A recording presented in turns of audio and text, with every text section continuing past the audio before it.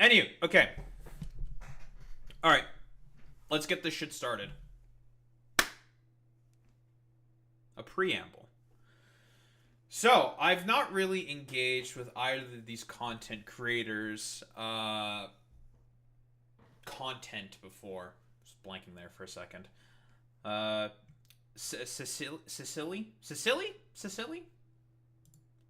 And Fawn. Haven't really engaged with any of their content before, but I've seen this video sort of making the rounds, and considering the fact that I guess like the only game that I pretty much play on this fucking channel seems to be Pokemon. um, I was just like, politics and Pokemon, politics in my Pokemon games. Say it ain't so. I figured it would be an interesting sort of video to cover. And hey, I guess, Women's Month, Women's Day, we love women in this channel.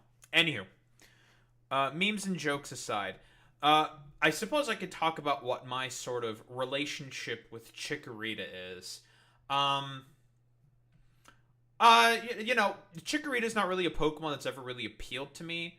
I've talked about how much I've had problems in general with Johto general. I see it as a fundamentally broken and not well designed gen, but I don't think that's necessarily Johto's fault for that. I think that is the fault of, broadly speaking, the executives at Pokemon and at Game Freak, mostly being not having enough time in order to be able to expand it, not having the proper funding allocations in order to be able to properly design a very good sequel. So as a result, the generation, the games themselves suffer. Because I've talked about the design problems that I've had with Johto and in Gen 2 games is its non-linearity. The fact that it's non-linear, even though there is a linear path it does expect you to follow, you don't necessarily have to follow it if you don't want to. But there is one fundamentally shows like, oh, yeah, this shit was like half-baked to begin with. And I mean, like, I guess another thing that doesn't really help, if we want to focus specifically on Chikorita, funnily enough, if we're talking about, which it does come up in the video itself, in terms of competitive viability for Meganium, out of all the Gen 2 starters, it was the best. It had a niche within OU as a like swords dancing grass type that had body slam and earthquake. It had a niche. It did exist. Was it the best? Not really. It was pretty gimmicky, but it was able to to take on Snorlax like pretty decently, and the electrics. So it had a niche. It had a place in the metagame. So, but then after that, it's all just downhill from there, and mostly the consequence of that is because like Meganium just didn't really receive any support. We all know about like Pokemon that like Game Freak designs and then kind of puts into like a bin and just kind of forgets about. Meganium is one of those. Because throughout the generations, the other two, that being Typhlosion and Feraligatr, they got some goods. Eruption for Typhlosion. That was really about it. That's the only reason why to use Typhlosion is the fastest eruption user. And Gator got a lot of stuff. Dragon Dance, Sheer Force has a hidden ability in Gen 6, and a lot of really, really good moves in its move pool that can take advantage of Sheer Force, along with Dragon Dance or Swords Dance. Not to mention the physical special split. Also made Gator stocks go up significantly. And Meganium was just kind of left in the dustbin. So obviously, like when Chikorita was shown to be one of the starters in Pokemon Legends ZA, I was just like, oh, well, this is a pleasant surprise. This Pokemon's been ignored for like 20 plus years or some shit. Well, okay, not ignored. It got like some buffs, but not really anything relevant in order to push it into viability at all. It's been like untiered since like Gen 5, I think. So what? That would have been like 15 plus years at this point. Gen 5 came out like 2007. Almost 20 years actually. Holy shit. Oh, wow. Ugh, Gen 5 is an old. I'm getting old. Feels bad, man. It's just like the Chikorita and Meganium, generally speaking, is just it's been a Pokemon that's just kind of left in the dustbin. Like that's it, and it's unfortunate that it's kind of just had to suffer for like no real reason because of the whims of Game Freak. That's really about it. I guess it also doesn't help that Chikorita's design is more feminine, which both Solili and Fawn also go into in their both respective videos. That's also another problem, because we all know about Gamergate and whatnot. Something that's probably going to be mentioned quite often by myself. We all know the consequences of conservatism. I do find it nice that at least like in terms of design, Game Freak Pokemon was willing to be so forward thinking even that early on, and this is like its immediate sequel. Because I mean we all know about like a bunch of the different memes and stuff. Like Pokemon has become like a much more diverse community in terms of representation, sort of like organically, I would say. Throughout the years, as more and more designs of Pokemon have come out throughout the ages, it's been more organic than like, you know, a lot of people looking back at particular lines in like one video game and then sort of glamming onto that. This has been a sort of thing that the general Pokemon company has been building through for decades at this point, right? So anyway, like where was I really going with this?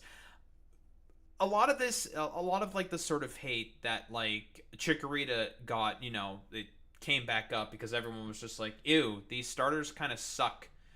And my criticism mostly of the starters was just like, oh, they're not following the Gen 257 formula like they did for Pokemon Legends Arceus. That's a little peculiar, but okay. So it's not 257, they did 252.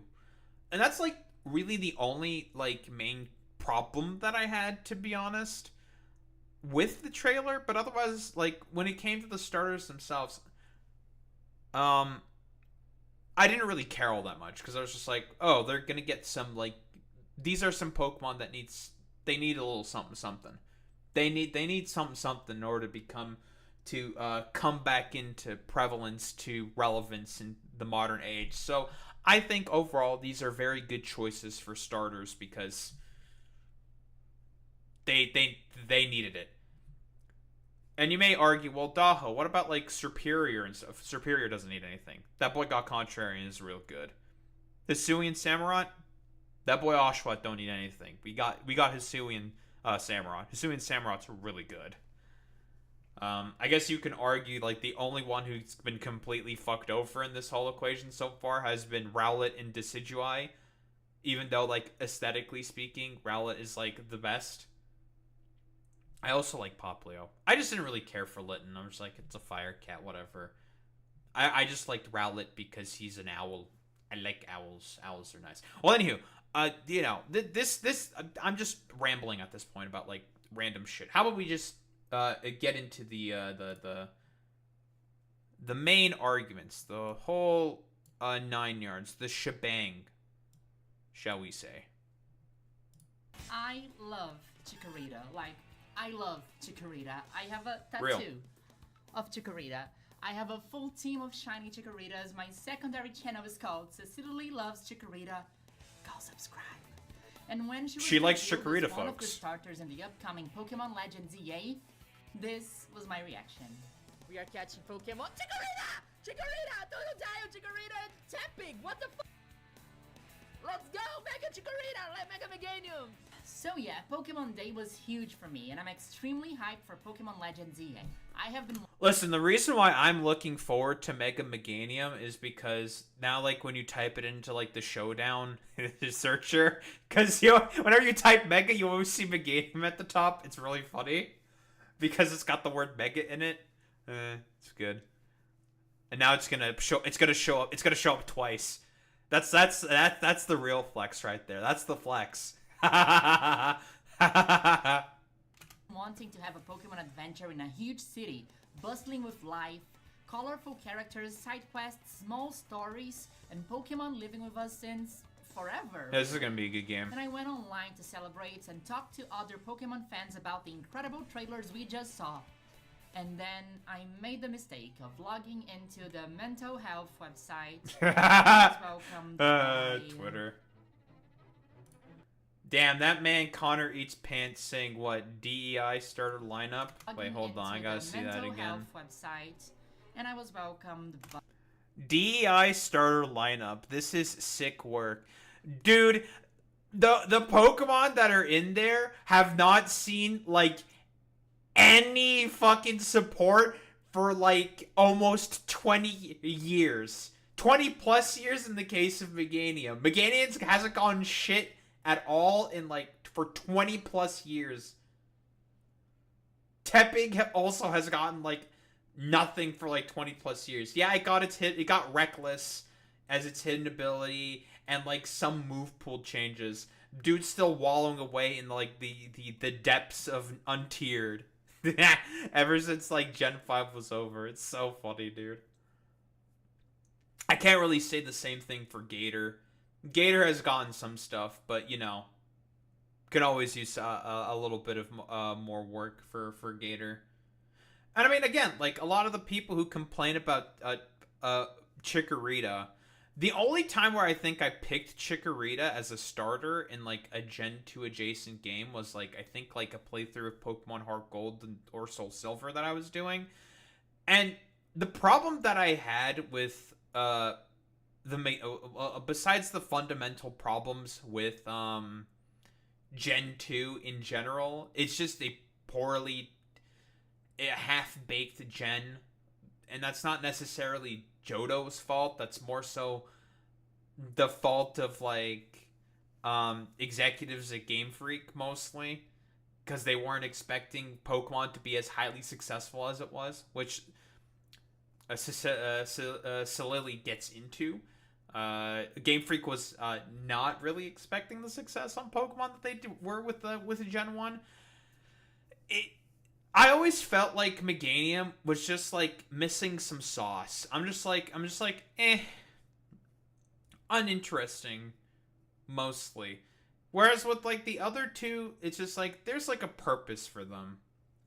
I've also, I mean, it doesn't really help that I've always been, like, a water-type fucking starter fanboy. I always, like, generally speaking, I always would go with the water types, and I very often would deviate from that all that often.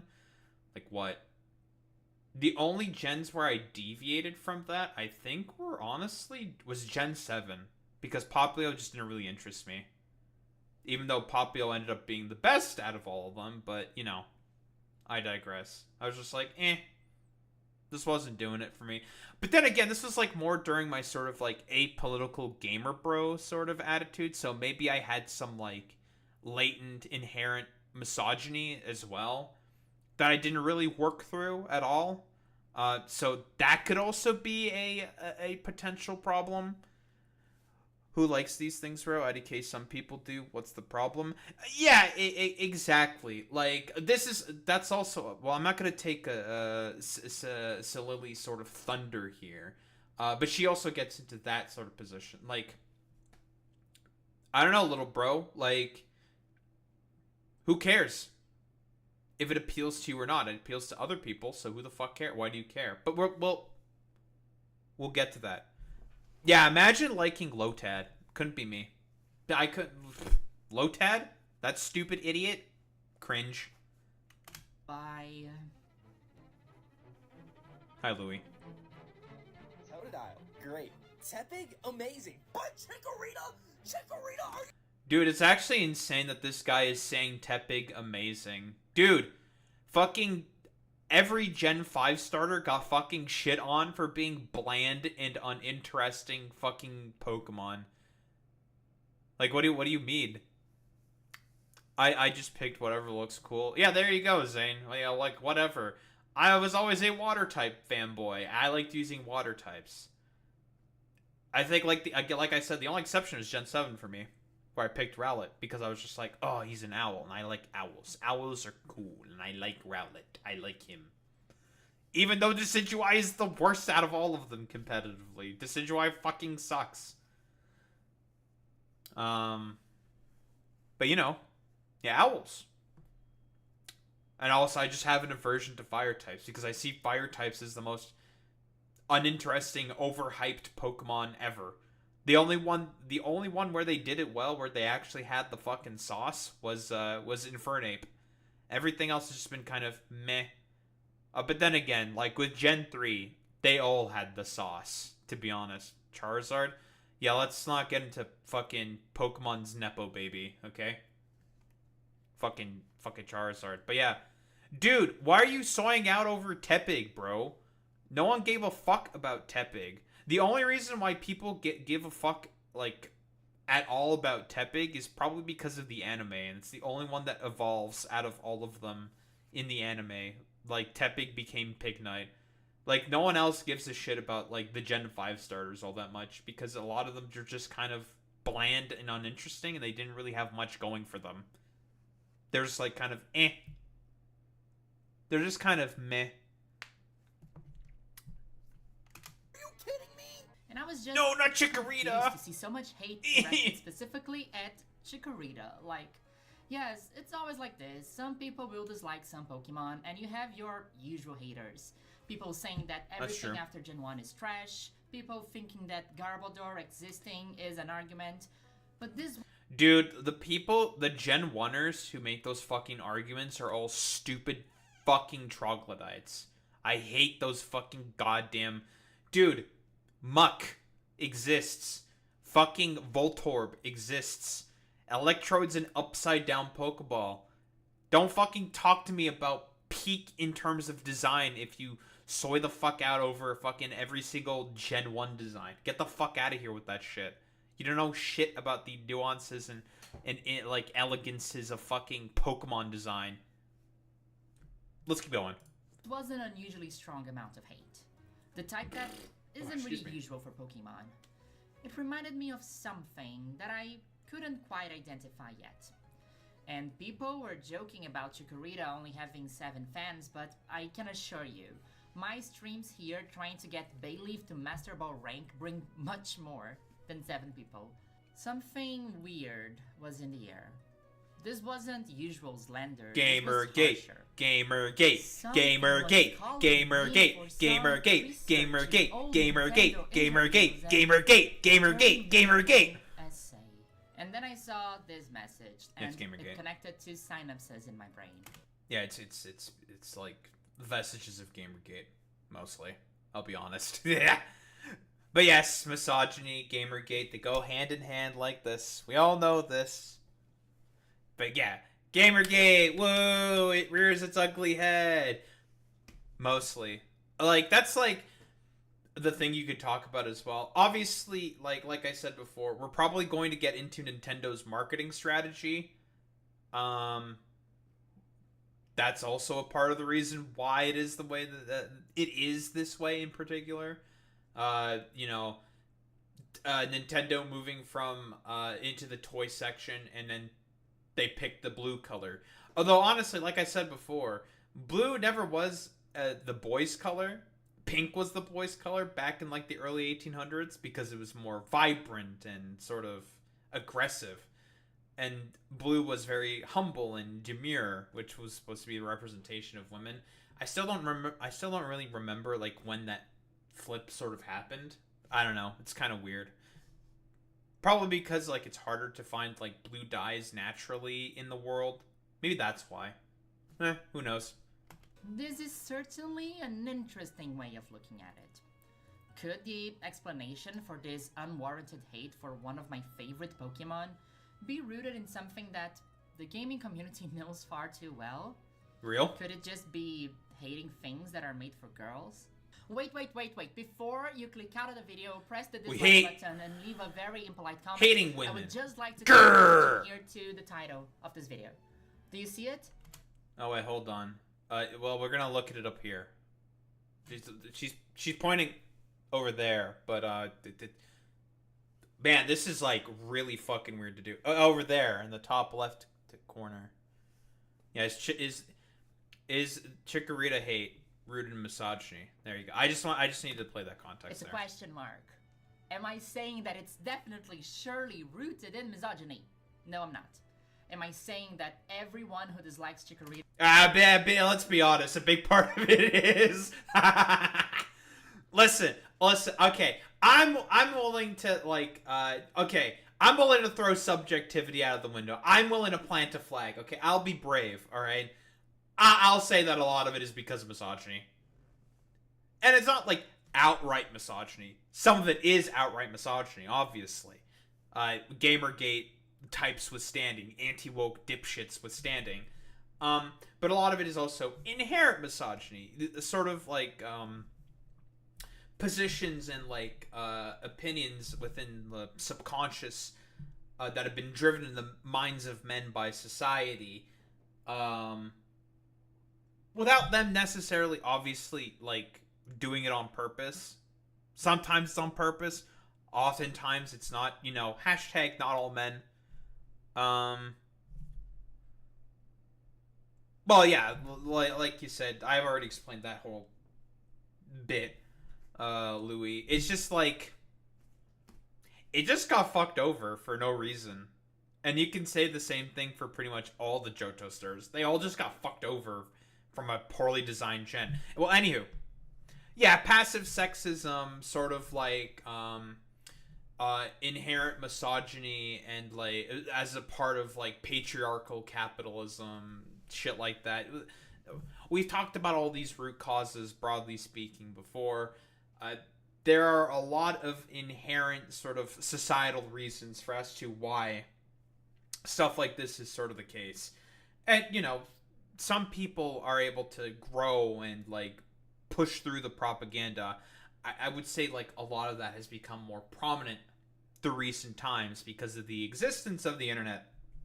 But the internet's a bit of a double-edged sword in that particular case because it can help push through all the bullshit propaganda, but it can also help reinforce a lot of it much more easily.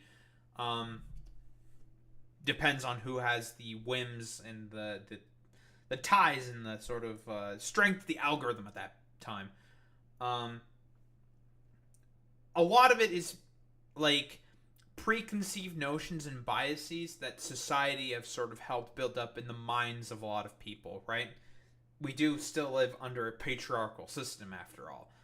And, well, like I said before, just like the first order principle of conservatives, first order principle for patriarchy is also maintenance of that hierarchy, right? It's all about always with the first order of principles. A point that I will always be constantly reiterating over and over and over again ad infinitum. It is all about maintenance of systems of control, hierarchies. That's all that this is about. And guess what? Chikorita hate is born out of that. Whoa, Daho, you're saying that a lot of the hate and misogyny that exists in society is born out of very complicated systems that have been established since the advent of society in of itself? Yes. And it's up to us to, you know, learn to understand those sort of, like, root causes in history in order to break those trends. I mean, also, like, capitalism really doesn't help with that either. Well, anywho. Chikorita hates women? No. Am I saying that you are legally obliged to like the same Pokemon as I do? No. And I swear, anything you are I'll say about it. Commenting, No I fear. will talk about in this video. What I'm I joking, really want mostly. to try to do here and understand better is if this disproportionate hate, at least from some people, might have its roots somewhere else other than just She said peepo. personal taste. But the truth is, I don't know. You don't know. By the end of this video, odds are, we both won't know for sure, dear stranger online. But it's an interesting question, right? Real? It can definitely get us started on a path to learn more about the series, about gaming history, about marketing, and about, well, sexism. And isn't Who it loves nice to ask marketing? questions, I to be love curious, capitalism. to investigate stuff? This here is just an essay, a rehearsal of an idea. And I'm not here to spit any golden nuggets of truth. I'm here to entertain a possibility. And try to understand why some people might think that my poor leaf Pokemon is being the victim of misogynist attacks. Instead of saying who's right and who's not and start calling each other names, Pokemon. I just want to do something a bit cooler. Something that people on the internet very rarely do. I want to try to understand why people might think the way they do. We are all products No, of good luck culture, with that. right? I'm sorry. A lot of things have happened in Game Freak around the world since Chikorita was first presented in 1999. Not only that, many things have happened before that led to her creation in the first place. Context is key, and Chikorita has been receiving a lot of hate since... Man, I do, like, here's the thing. I agree, like, everything that's being said here, she's spitting. She's not really saying anything wrong. The problem is, like I mentioned before in my Attack on Gamergate arc, a lot of the reasons why these people are purposefully not sort of understanding the context is because of a lot of the financial incentives for the existence of social media companies, generally speaking, is like outrage marketing. Thank you, BuzzFeed, for that. Sort of bringing that more prominently to the forefront. Not that outreach marketing hasn't been done before. It's obviously been done in the past, blah, blah, blah. But it's really reared its ugly head because of BuzzFeed and Gamergate, obviously. We all know about the trope of the fucking BuzzFeed feminists. We all know this. And so, as a result, like I've talked about before in other videos, like the death of subjectivity, the various Gamergate arcs that I've engaged with.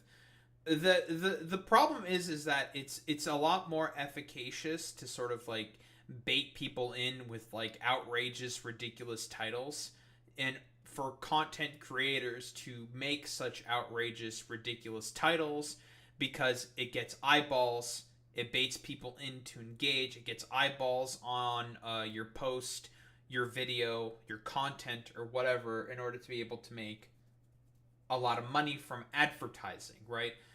Companies are quite literally being incentivized in order to push in this direction in terms of retention, because it's what like advertisers care the most about. A lot of it is because of the main problem being the fact that a lot of media creation is now commodified, broadly speaking. And I guess this is mostly the sort of like additional sort of spice that I want to add to this sort of video, because otherwise, like, the point of the video, like, she's just mostly focusing on the sort of like root questions and contexts, like talking inherently about like, oh, is it because of just people's sort of inherent misogyny? She's not wrong when she says that. She's correct. However, I think like due to overall commodification of social media, and broadly speaking, how it's really easy to capitalize on outrage, especially. A big problem, a big aspect in terms of examining these sorts of questions also have to come from, well, the consequences of commodified media, obviously, right? But yeah, just like Louis said, this is an old, overused comic. I've definitely seen this one before. But yeah. Oh man, the shiny Chikorita. Nah, give me the Cyndaquil, bro. Well, 1999, from the Pokemon community. A community that was much different then than it is now, that had some practices and some jokes and even a demographic that is completely unimaginable when you look at it today. That's what true. I'm trying to say is that to understand... Dude, do you know how many gay people fucking love Pokemon? It's insane.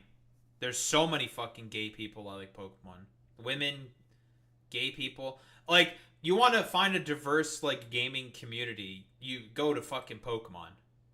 You'll find people of all, like, flavors and styles within Pokemon. Like, it's crazy. And like I mentioned before, like, this was, like, sort of organically built by the company itself. And it's very rare to see stuff like that. Still don't understand why you picked the Palkia as the ace Pokemon. But then again, that's just, like, because of the colors. You've explained this to me before. Yeah, those people are playing my game. I can't... the gays, they're playing my game! I don't want them here. I don't want women. Who would be your ace Pokemon? I don't know. I'm trying to think. There's definitely an ace representation Pokemon, I'm pretty sure. I'd have to take a look through the Pokedex. There's something out there, I know that. That's true. I can't believe they would allow British people to play Pokemon. Even base a whole region around them?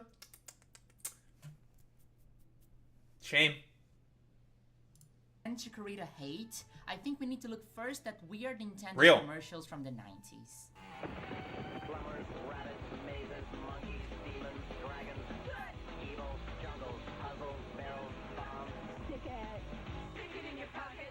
The Nintendo and Sega neck-to-neck I was a competition jammer, I don't know was about probably you. the defining aspect of the gaming industry in the years I'm not leading gonna up to Pokemon's creation.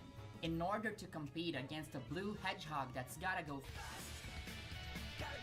Great show, by the way, Sonic X. You should watch it if you ever get the opportunity. I'm pretty sure you can find the episodes for free on YouTube. It was a good show. It was a good show.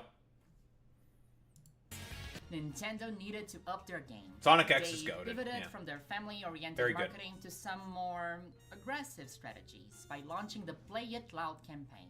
Rad, cool, skateboard, Charlie Brown. Bro, we're Jr. being hecking This epic and campaign cool. was aimed at Nintendo's core audience, which was young. Well, I don't necessarily know if I 100% agree that this is, I think this is a sort of trend that Nintendo helped to set. Anita Sarkeesian talked about this in her Damsel in Distress sort of series. This was a trend that was generally followed by a lot of games companies, because I guess they wanted to mock and mimic the success of, you know, the Super Mario games that that Nintendo was putting out at that time, right? Like, what at this time would have been like, what, Mario 64? That game was very successful. Very good game, obviously. A cult classic. We all know. And this Nintendo 64, I believe, was a successful console for Nintendo. And then, you know, the arc of, like, bad Nintendo marketing and, like, business strategy sort of hits. But you know, put that all aside. This was sort of like a sort of general trend that happened in the 90s.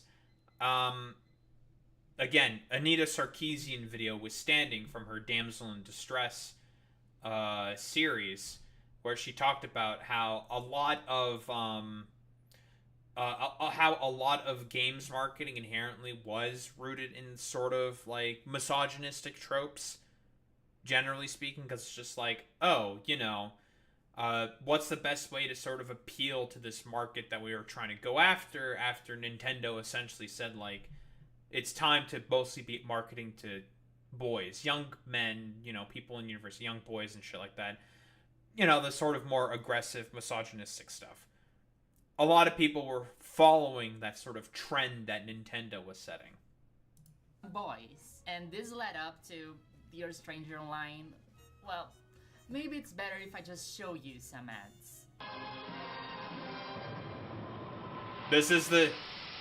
Literally, this exact same commercial was played in the Anita Sarkeesian video. It's crazy, you know, 10 years later, the same commercial coming back up for scrutiny. It's incredible. Like I've said before, history doesn't tend to repeat, but it likes to rhyme.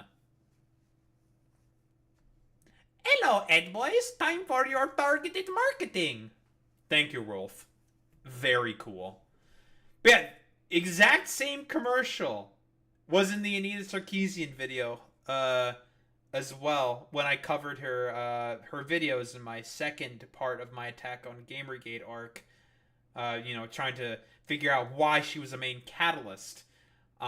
She also talked about this Ocarina in Time video, commercial that Nintendo put out in the 90s because, like, there's so much you could dig into it.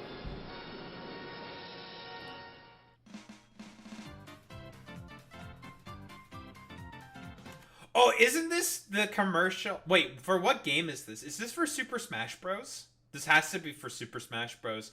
This is like who knows like the GIF image of like Yoshi coming down to hit someone with the hammer and that being represented as like a banhammer image? It's literally from this commercial. It's so funny.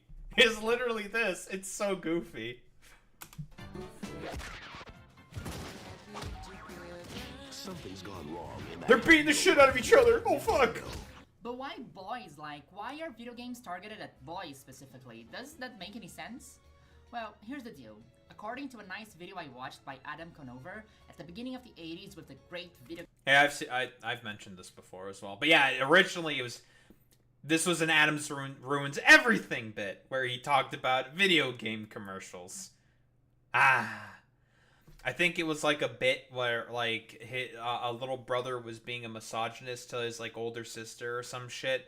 I remember the episode vividly in my head, and Adam like took the kid to sort of like deconstruct the reasonings for as to why games are marketed only to boys, even though like they're not primarily built for boys at all. It's crazy how it all always comes back around, isn't that crazy, folks? Game crash and everything, Nintendo decided that they would stop selling in the technology section of your local Costco and start selling in the toys. And yes, the technology crash in the 80s also played a part in that as well. Department instead. It does actually make a lot of sense, Nintendo being originally a toy company, and well, toys are probably the most aggressively gendered section of any store on the planet. Instead of marketing to families, they had to pick one gender out of only two, which is too few, I think. And since it's easy... Listen, Jack, there's at least 3 genders. I don't know, Jack, there's at least 3 genders. Maybe more, I don't really know. I say 3. And I'm just like, so true, Mr. Former President. So fucking true. Joe Biden was real for that one, I'm not gonna lie. He was pretty real for that. Easier to sell boy stuff to girls rather than selling girl stuff to boys, they chose the blue lane. 20 years later, in the early 2000s, marketing and culture had completely changed and solidified the... Yeah, so now we're getting into, again, the same thing that... like, the fact that this is a fucking Nintendo commercial is insane to me. Honestly, fucking...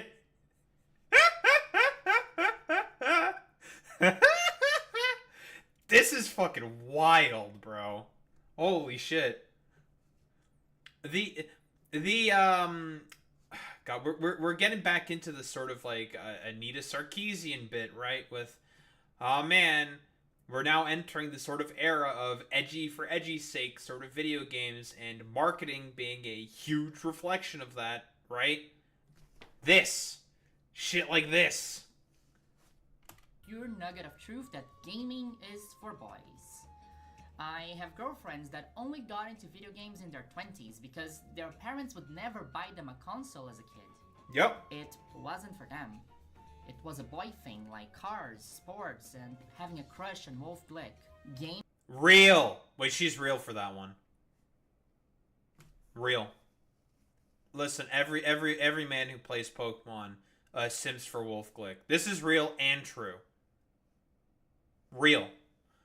But I mean, it's interesting, right? Because like the thing with like marketing like that, it's not about like convincing the kids. Convincing the kids to get like a cool game or like a cool like toy or whatever they think is cool. That's not very difficult. It's about telling the parents, right? And that's generally why this sort of attitude amongst parents was built. Like, why they think, like, well, games are for boys, obviously. Even though, like, you think about it for, like, 3 seconds. Even back then, that's inherently ridiculous. Like, how can you assign, like, a particular gendered thing to something that has no, like, gendered signifiers or whatever? Like, it's very silly. I think even, like, Anita Sarkeesian goes into this as well. When I, like, covered her videos in my second part of Attack on Gamergate.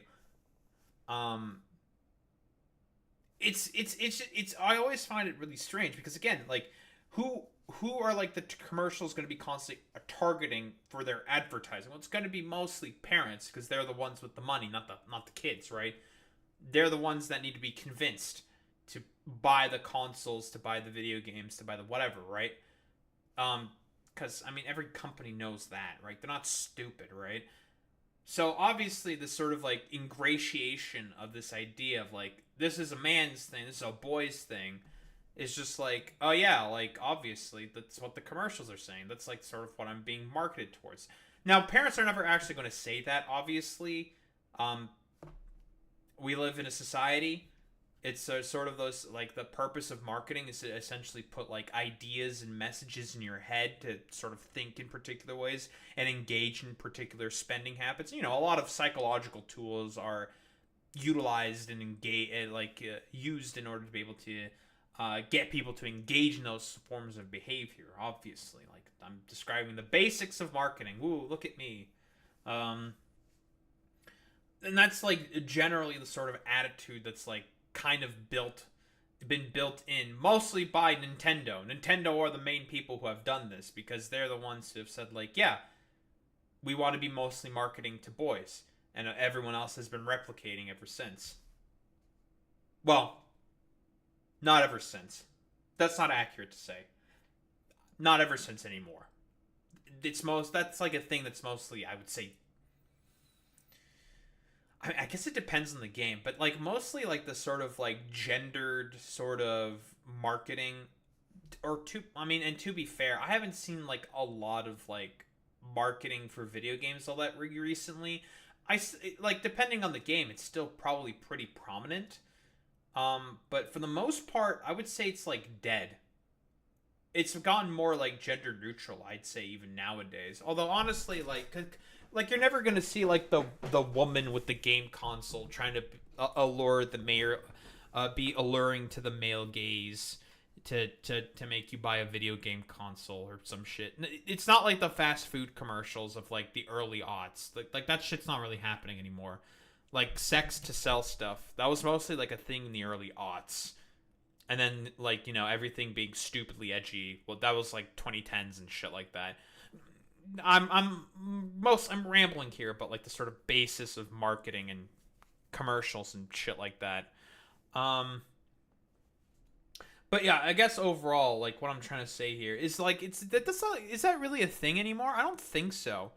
And yeah, I mean, like, Anita Sarkeesian rears her head yet again, saying, "Hi, yeah, I've been saying this for, like, 10 years," and it stands up.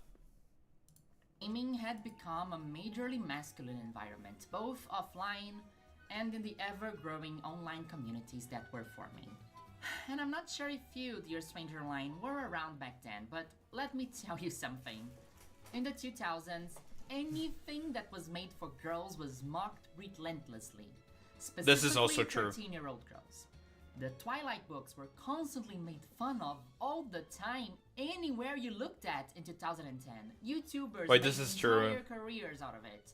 And K-pop and tween Justin Bieber, who only started... I engaged in making fun of Justin Bieber heads, because I just fucking hated him.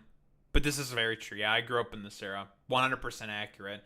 And I mean, to be fair to Twilight's really not fucking helping itself. I'll be honest. Again, it's supposed to be, like, sort of very campy and fucking cheesy, but, like, the Mormon who fucking made the Twilight campy cheesiness, because, like, literally I saw, like, a rerun of Twilight at, like, my buddy's fucking Christmas party. I'm just like, oh god, holy fuck, god, this is some fucking dog shit. It is really fucking bad. And I think that's just mostly because, like, I've grown up now and I now recognize, like, this is just, like, bad fundamental writing, I'll be honest. But then again, I mean, this is what happens when you have, like, a Mormon write, like, a fucking, a movie series, right? Because if I recall correctly, and I think you might be... Do you remember this Boy Meets Mini? It was a Mormon who wrote the Twilight series. I know it was a Mormon who wrote 50 Shades of Grey. Because it's like, you know, it's... Because, like, everyone from, like, the BDSM community saw, like, 50 Shades of Grey as, like, just, like, a child's, like, a complete child's, like, interpretation of what BDSM looks like. Because it's just like, dude, this is so fucking weak. Like, bro, what? Like, come on. Like, get, like, some actual fucking kinksters to fucking write this shit, and they'll actually make a good fucking story. Same with fucking goddamn, like, Twilight, because a lot of, like, Twilight's tropes are incredibly fucking problematic. Like, the wolf people being all, like, native and, like, mostly black people and, like, people of other races, with the fair-haired, like, unaging white people being the fucking vampires, praying over the fucking high school girl. And it's just like,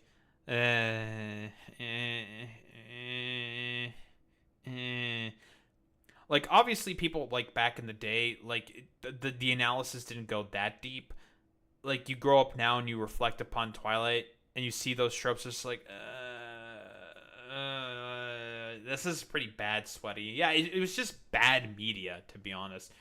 And I mean, you know, Justin Bieber was, like, embraced cringe before, like, embracing cringe became, like, swag, so everyone fucking hated him. Like, I don't really have anything else to... I have nothing to really comment on Justin Bieber. I don't... Like, who gives a fuck about him?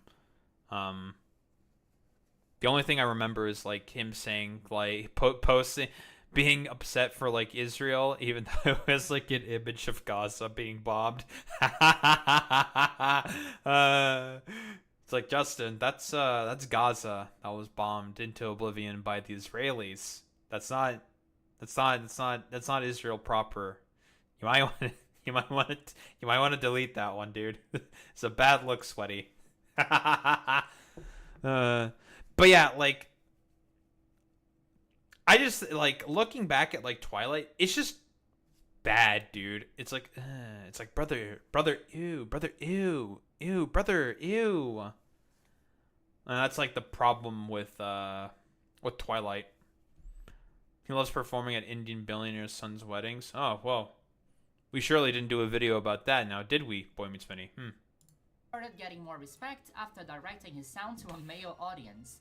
They were constantly harassed in blogs and comedy shows and Twitter. In the meanwhile, movies that were instead aimed at 13-year-old boys, like Transformers, had some jokes about too many explosions here and there, but we love never Michael saw Bay. a glimpse of the hate that things like Twilight had.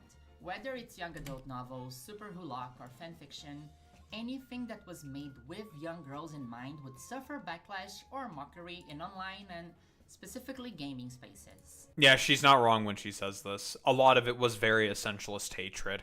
And like I said before, we're gonna get fucking cats out of the bag right now. Gamergate.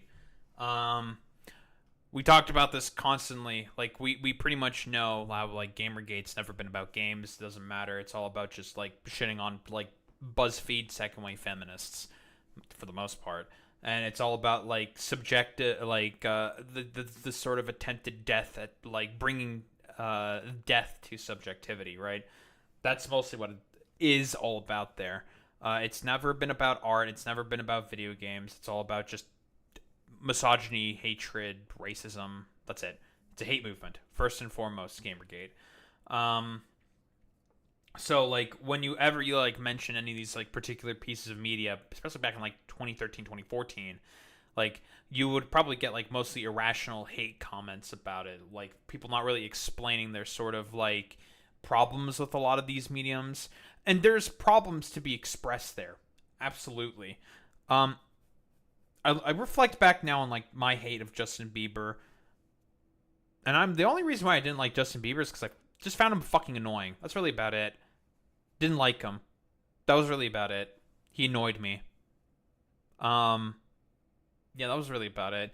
But like with Twilight, a lot of the general sort of things like you'd probably get in terms of like responses about your like of Twilight or whatever is like, oh, what are you, like a fucking queer? What are you, an F slur? What are you, fucking a woman or some shit? You'd probably be like basic misogynistic, like sort of base attacks like that. Even though there's like real reasons to go after Twilight. There's real good reasons to shit on Twilight or like 50 Shades of Grey. Very, very good reasons. But like no one really knew that and weren't really engaging with like criticisms of the medium in that way in any shape or form. So like it became like really hard to sort of like have those sort of discussions and talks because it people were just like engaging in the sort of like thought terminating like cliches of like, well, women like this thing, so therefore it is bad. I'm a man, grug grug. And it's just like, you're not even gonna like listen to like any of the substantive like actual criticism. It's like, nah. A woman like feminism, feminazi, BuzzFeed article, whatever, and it all just became like just a sort of detraction of like the predetermined like talking points and biases that are expressed, and it's just like, yeah, there's no point in having a discussion here at all. Like, it's just a stupid moron just going through the fucking motions. Even though teenage girls are always literally in the vanguard that dictates where the future of pop culture is headed to, they will always be bullied. Now you can blame mass media for that one. That's also when memes like the "there are no girls on the internet" showed up, trying to enforce that women could never be actually welcomed in nerdy online spaces. If they tried to join, I'm curious, was that book? I'm just out of curiosity. Where is it? They will always be bullied just for liking stuff. That's also when memes like the "there are no girls on the internet" showed up, trying to enforce that women could never be actually welcomed in nerdy online spaces. If they tried to join, they would be victim of abuse and misogyny. Yeah, this is purely Gamergate stuff right here, right? Go make me bitch, go make me a sandwich or some shit, right? We know that. Make me a sandwich meme that was quite popular in the 2000s. And still today, mainstream gaming spaces continue to be quite aggressive towards women, as any woman who has ever been in a gaming voice chat can tell you. Yeah, this is actually true. The fact that literally, like, it's still a thing to this day is fucking crazy to me, dude. You see a couple of those compilations pop up on Twitter every now and again of, like, yeah, I'm a girl on, like Rainbow Six Siege or some shit, and then you have, like a 3 IQ troglodyte, like, hollering out like a moron saying like, oh, it's a girl, doing shit like that. It's fucking wild. The wildest things. It's like, because it's like you just get teleported directly back to like 2014 or some shit, like the early Xbox lobbies or whatever the fuck, and it's just like, what the holy shit, bro. There's a blast from the fucking past. It's crazy. Alongside the misogynistic fiasco that was Gamergate and the woke games list that basically female protagonist woke, I think we can all agree women woke, being a girl and liking video DEI games woke. hard. But let me get back to the 2000s. Gaming was heavily marketed at boys. It was an overwhelmingly male-dominated space. True. And this was the case even with Nintendo games in the USA in very, very weird ways. As fellow content creator True. Randy Moon goes over in their video, why were video game ads so weird?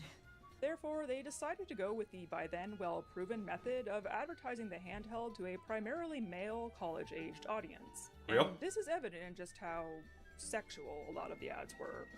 Exhibit A.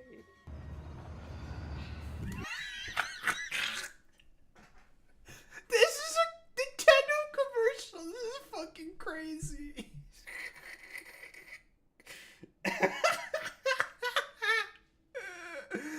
Dude. Touch me.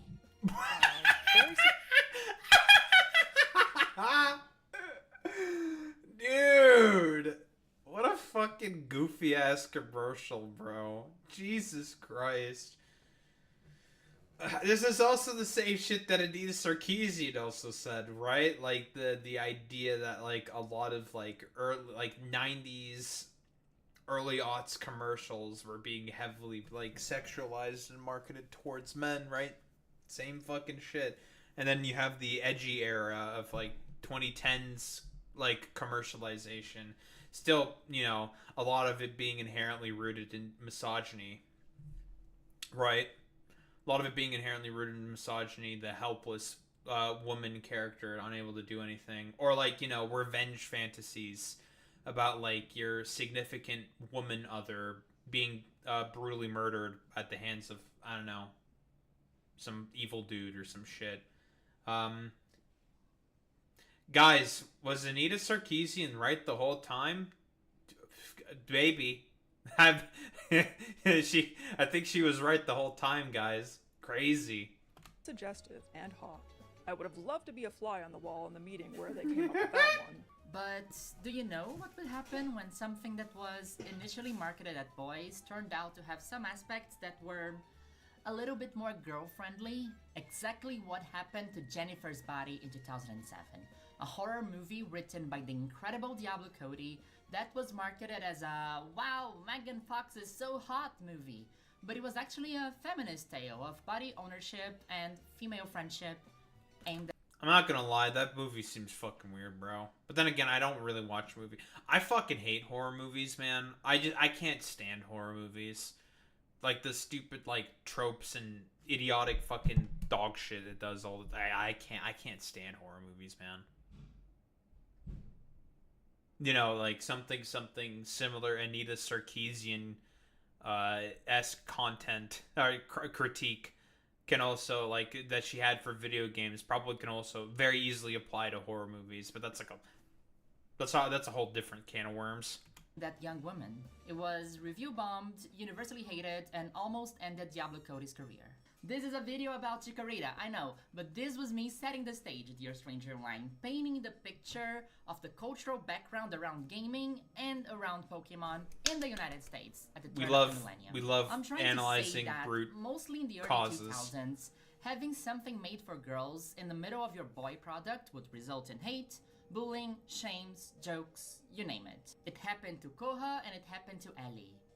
And yes, Pokemon was marketed. And dude, honestly, like, to be honest, it's like sort of evolved beyond that at this point, right? Like, because at this point, it's like, with like the current sort of anti-woke movement, any like edifice and facade about like representation or whatever, it's all like completely thrown out the window. I guess you can make like the argument that like it was never really there to begin with, like I've said before as well. Like for conservatives, like it's never about the art, it's never about the video game itself, it's never about like creative direction or anything. They don't care about any of that stuff. First and foremost, it's utilizing the hate in order to maintain a particular hierarchy. That's all that it's all about, right? Like first order principle for conservatives. Mainly at boys back then. If you look at early Pokemon commercials, only boys would appear in them. But the Nintendo of America marketing team is not Game Freak. Oh no, back in Japan, the Pokemon Company had other ideas of where this series was heading to. And before Gen 2 came out, this was something that showed mainly in the anime. I have said this in some videos before, but I cannot stress enough how important the gender neutrality of the Pokemon anime was in the 90s. In a context where most animes would show buff guys with spiky hair. Yeah, I've never really seen many like Japanese sort of Pokemon commercials. Yeah, I've never really seen like any Japanese sort of Pokemon commercials, but like did they really engage in like similar marketing? Like America and Japan have always been like significantly different, right? I don't necessarily believe it's because like Japan in particular was like more sort of like leaps and bounds ahead America in terms of like gender equality sort of a thing. I mean, the anime is like, that's like a completely different story. Most of it's just going to get adopted and like localized for the language, right? Then like some episodes are going to be banned because of reasons. I don't think it's necessarily because of like, you know, Japan being woke or whatever. Maybe it's just because like is being said here by Salili over here. The Game Freak always had like a different design and sort of intention for the series ever since the first gen. I don't know. Hair fighting or sword-wielding knight saving the princess, Pokemon was really ahead of its time by showing girls, feminine girls or tomboys with desires, aspirations of their own. But Girls who, Japan despite what they looked made like, based on were woke games. incredibly True. skilled trainers and fully fledged characters. I would argue, even more importantly than that, femininity was never mocked in the Pokemon anime. It was okay to have feminine coded interests. It was celebrated even. Femininity was embraced, openly discussed by Misty, Erika, Jessie, and Brock and James. And I mean, it's the 90s, some things would be off, sure, but it was miles ahead of almost everything for kids on TV back then. That's and true. This was incredibly important to many girls growing up. You can even make the argument, like, sort of like in general for like a lot of other like American-based media. To be honest, like this is like way different. Like sort of Japan always kind of being ahead of its time in terms of like the animation department. Although, like, honestly, like, Japan also, like, we got to do, like, the criticism, of course, of, like, Japan also being behind in terms of, like, mostly, like, race discourse or whatever. Like, we all know the meme about, like, Japanese people have never seen, like, a black person ever in their life. We know the meme. But, like, even that's, like, starting to change. And, like, representation of, like, other, like, minority populations is, like, getting way better in like different like manga and anime and stuff like that, as like more and more people are engaging and enjoying those particular media, right? You know, you want to appeal to those people, you know, yada yada yada.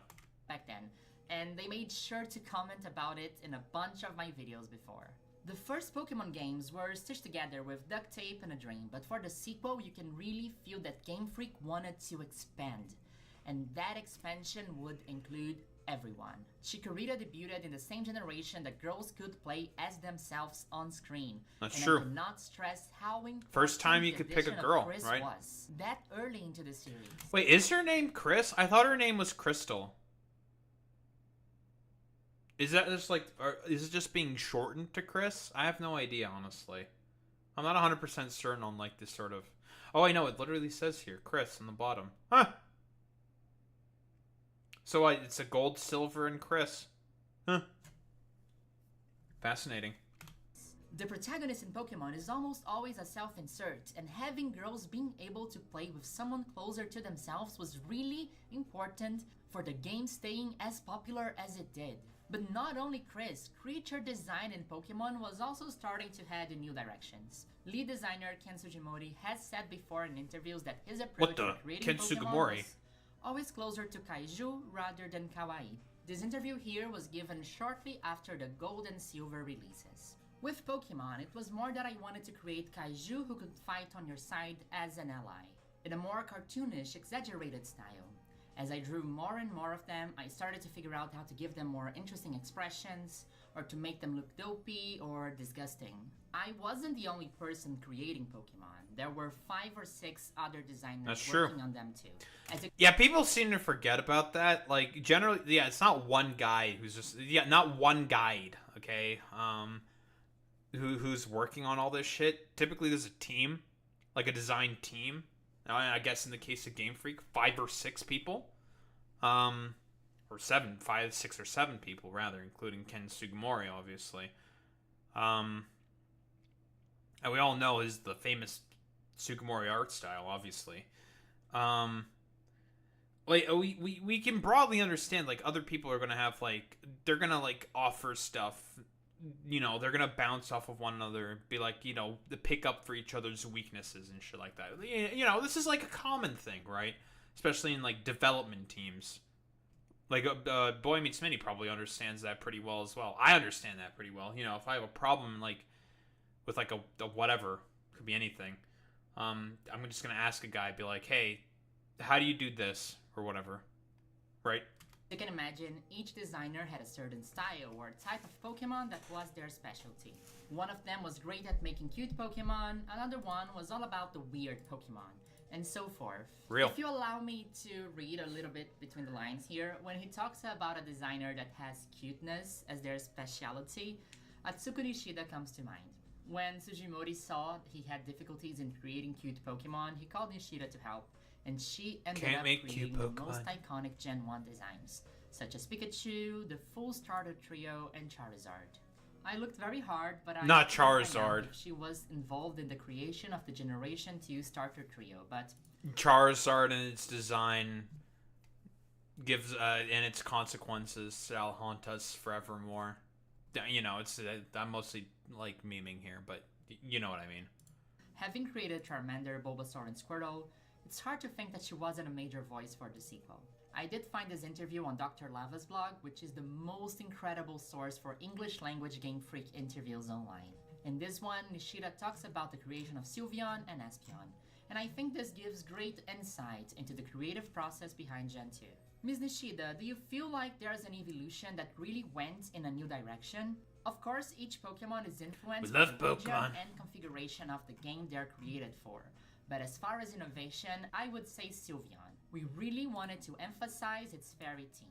As far as its figure, were they all kind of girly like the Sylveon we have now?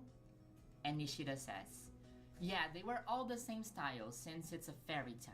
Speaking of being feminine, Espeon also has that... That is true. Like, fairy in its onset, like, you look at fairy types, and a lot of the Pokemon that ended up getting the fairy typing, a lot of them are very, very sort of feminine Pokemon, very feminine designs that inevitably got a lot of, like, became fairy type. I mean, the second video that we're going to be looking at goes into this sort of idea much more. But when did Gen 6 come out again? Pokemon X/Y release date. Was it 2014? 2013. Oh, so this is pretty much just as Gamergate was like picking up its steam, more or less, at this point, right? I can only imagine what like the Gamergaters probably had to say about like fairy types, their designs being as like inherently feminine as it is. There's probably like extremely cancerous. I can only imagine. You know, we could take a guess, right? But you know, same thing I've always said about Gamergate withstanding. It's never about the art or the game or anything. They don't care about that. It's all about the racism and the misogyny. That's it. Same kind of vibe. It's very slim and even has hips, which was quite unique for its time. I guess in trying to make it look mysterious, it ended up looking feminine. I think it's really interesting to hear Atsuko Nishida say that ending up with a feminine design was unique for its time. Too feminine. Gen 2. It shows We don't like it, folks. Much too feminine. Territory, right? This wasn't a big concern for Pokemon in Gen 1, but Gen 2? Now we want to actively start to create some creatures for the girls to use, for the people who would choose Chris as their character. That's With true. Gen 2, Game Freak wanted girls to better see themselves in their games and have their own Pokemon adventures. It's fascinating that Game Freak is making this sort of executive decision like independently of Nintendo here, because like they're working with Nintendo obviously to, you know, because Nintendo's going to be the main sort of vestige for pushing out their games and everything, right? Which is why probably like Game Freak probably tries to go into being more kid friendly in terms of its marketing, right? Unlike with those fucking crazy ass Nintendo commercials where they push it more heavily for you know, younger men in order to engage with those particular mediums. Not so much with Pokemon, right? Like, and we all know from like the different designs of like the more feminine sort of Pokemon and like being able to choose a girl from Gen 2, they immediately recognize, they're like, why don't we, you know, girls are like 50% of the population. Makes sense we should also appeal to them, right? we're essentially doubling our market cap here. Like, duh. And it's interesting that, like, in terms of, like, companies and people who are more forward thinking, it ended up being, like, fucking Game Freak and Nintendo yet again. It's wild to think about. And of course, if you want to have girls playing, you have to make at least one of the starters one that they might identify more with. And yes, we had our Clefairies and Chanseys before, but with Chikorita, it's a bit different. She's being offered to you, you can't avoid her.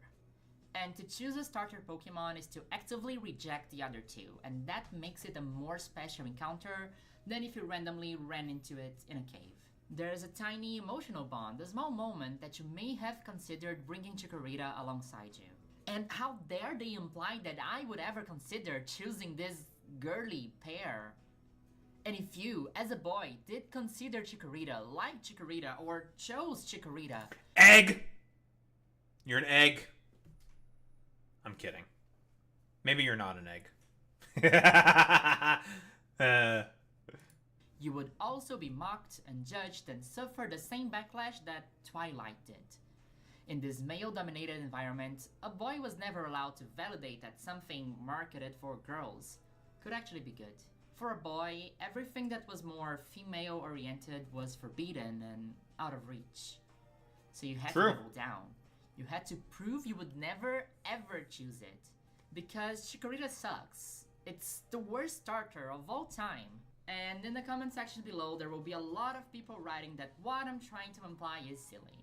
That Chikorita could never be a victim of misogyny because in the games, they have 80% chance of being male, like... Okay, this is okay. Another reason why I really wanted to fucking make this video. I want to fucking tear into this fucking argument. Because this argument, like, if people make this fucking argument, holy shit, you have no fucking idea about any of the fucking design principles that are put into Pokemon. This is the fucking dumbest fucking argument you could ever fucking hit anyone with, okay? The reason why starter Pokemon are 7 out of 8 times male is because of egg moves. That's why. They didn't want you to be able to breed starter Pokemon with egg moves. That's it. Because it is the female who is the one that passes that shit down to the children. They are the ones who pass down the egg moves. I might be mixing it up. Should be the female. Obviously, I'm more used to the modern method right now, which is way easier. It's so long as a Pokemon knows a particular egg move, and that Pokemon can know the egg move. If the Pokemon that can learn the egg move is holding a mirror herb, it can also learn the egg move. But which Pokemon passes down egg moves? It should be the female. And no, it's not Smeargle. In Pokemon breeding, both the male and the female Pokemon can pass down egg moves to their offspring. With the male parent's moves being passed down to the offspring if the female parent species is capable of learning those moves as an egg move. That's what it is. The reason why it's 1 out of 8 times to become a female is because they didn't want starter Pokemon with egg moves. That's it. That is the biggest reasoning for as to why that is the case. So that's why they made it harder for you to get the female. They didn't want to have you passing down egg moves from like a different species that was compatible for breeding.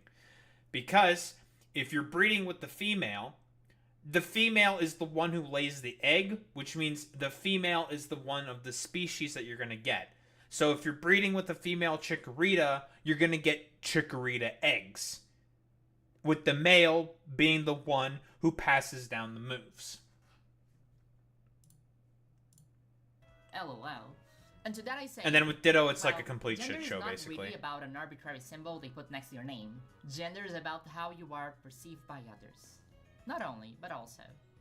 The Pokemon anime has also depicted Ash's Chikorita with a very feminine-coded personality, very attached and emotional, which also builds the public image of the Pokemon.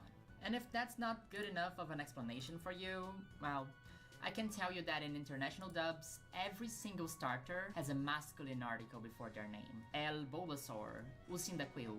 Chikorita was the first starter ever, and maybe the last one, to have a feminine article used before their name. That's surprising to me. Chikorita. That's pretty surprising to me, to be honest. Right? Because there's a bunch of other starter Pokemon that are very feminine coded, like Poplio. Well, mostly because that perception's mostly been given to Poplio, mostly because of a Primarina. I mean, like with Gen 9, that's like a whole other fucking story, but that's Gen 9.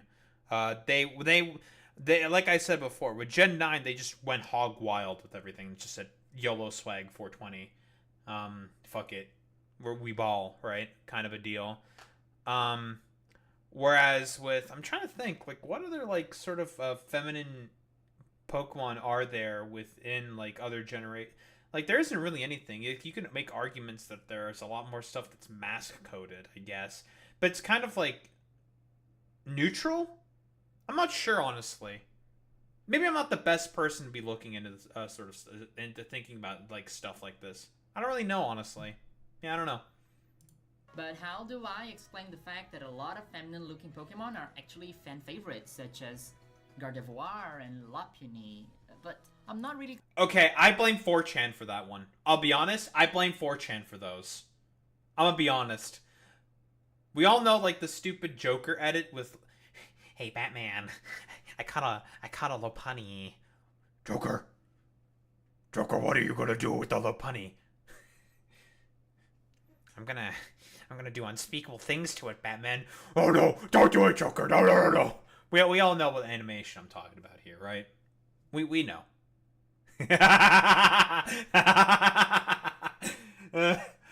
It's really funny. There's no law stopping me from from doing it with the Lopunny. You can't stop me, Batman. No. That shit is funny as fuck, man. It's so funny. I'm talking about feminine Pokemon.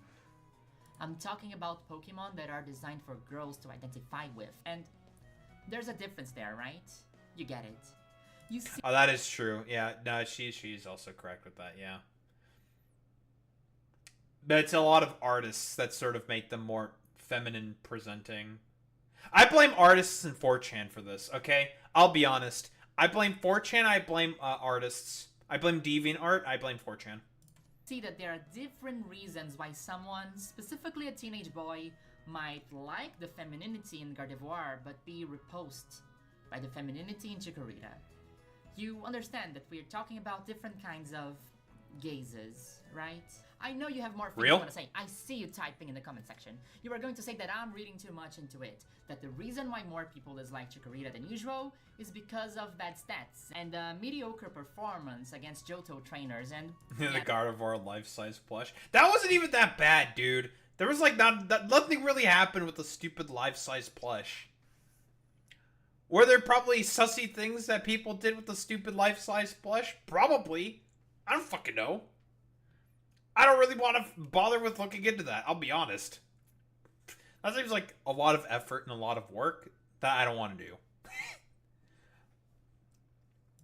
As let's get into that. I will be going by the article written by Vida de Treinador, fellow Brazilian creator, where they list some of these reasons. Yo, welcome to Brazil. Chikorita's typing in Johto is unfortunate. She is weak against true. Sharpner and Budsy, weak against many of the poison types brought by Team Rocket. Her move pool in Gold and Silver is really limited, and Wolf Glick has named Meganium the worst starter ever in competitive VGC. But I mean, really? Is that what we take into account when choosing a Pokemon? Is that... Well, I mean, like, okay, to be fair to Wolf Glick there, to be honest, I don't think he's not really talking about, like, playthroughs. He's more talking about in terms of, like, competition, right? Because that's the sort of lens that he analyzes stuff, I would say, mostly. Is through the lens of, is this Pokemon most competitively viable? And unfortunately, like, yeah, he's not wrong when he says, like, yeah, Meganium isn't competitively viable. It's just the tools that they gave, they just didn't give it enough tools. Could it have like something better, like a better ability or something, like more potential use? Another problem with Meganium is that it's very passive, and the lens of analysis that Wolf Glick mostly looks at is VGC. If you don't know anything about VGC, like, it is an incredibly fast format, right? Like, you're surprised if you go into double digit turns with VGC. It is that fast. It is a surprise if that happens. If it's double digit turns. So it's kind of difficult to sort of like say like the a lot of the problems with like competitive viability with Meganium is just because of like why don't I get into it? So the problem with Meganium competitively is not only its stats are like not the biggest issue. The stats on it are fine. They can work. The problem is that Leaf Guard is not a very good ability. It only like gets the extra boost in the sun. And do you really want to like set up the sun for like a sort of like like a passive wall like Meganium? Because that's Meganium's biggest problem, is the fact that like you send it out, it doesn't really do anything besides sit there and like leech seed, which is like fine, but the problem with that is like you can be very easily taken advantage of, right? In a game of like you know, where you can just lose the game like that in one turn, being like not doing anything for a turn can cost you the game. And that's the problem with Meganium, generally speaking. It's not necessarily just stats. The stats are like whatever. I don't even like, what are Meganium's stats again? They're like not the worst. But again, like a lot of the people who complain about Meganium don't like talk about its like sort of competitive unviability. It's mostly like shallow. Yeah, it's problem. Well, the thing is with its stats, because of Gen 2's sort of rushed out ofness, we talked about this before. One of the biggest problems that Gen 2 suffered from is the fact that it got rushed out there immediately. So guess what? A lot of Pokemon suffered because of that. And yeah, Meganium's moveset is really bad. It really does not have a lot of options. It has like a bunch of different like support move options, which are fine, but overall, in terms of like being able to not be sort of like seen as nothing more than a passive wall, is its main problem. It's too passive. It could be very easily taken advantage of. And in a game of inches like Pokemon, well, that's pretty much game over. And also another problem is its stats are basically carbon copies of Venusaur. I think it has like the near exact same stats distribution as Venusaur. We know that Typhlosion's stat distribution is the exact same as Charizard's, which is very funny. But what its stats are so this is the bulk moves stats. So 80, 100, 100 is fine. Like, that's pretty good bulk. 80, 100, 100. But its attack, special attack, and speed are like very middle of the road. Like 82, 83, 80. Its stats are very average and mediocre, such that it can't really like make a particular niche for itself. In terms of the bulk, it's fine. The problem is that it can't really do anything with that bulk. It just doesn't do much. That's its main problem. And when competitive players mostly criticize Meganium, that's kind of like the sort of like aspect that they're going after. When like your more normie, maybe a bit more tapped in normie players look into like the problems that they have with Meganium, they may say that, but they don't really know what they're talking about. I would say, like, oh yeah, its stats are really bad. It's just like, that doesn't tell exactly the whole picture. It's a little more complicated than that. There's more factors to it, which is mostly the reason why like Meganium is like regarded as very bad. Like normies aren't, they're not gonna know that, generally speaking. I will know stuff like that because I've played these games for way too much.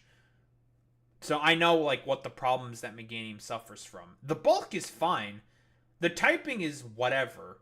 Like the typing is fine. It doesn't like pure mono grass is like not terrible typing. It's nothing to really be celebrated of.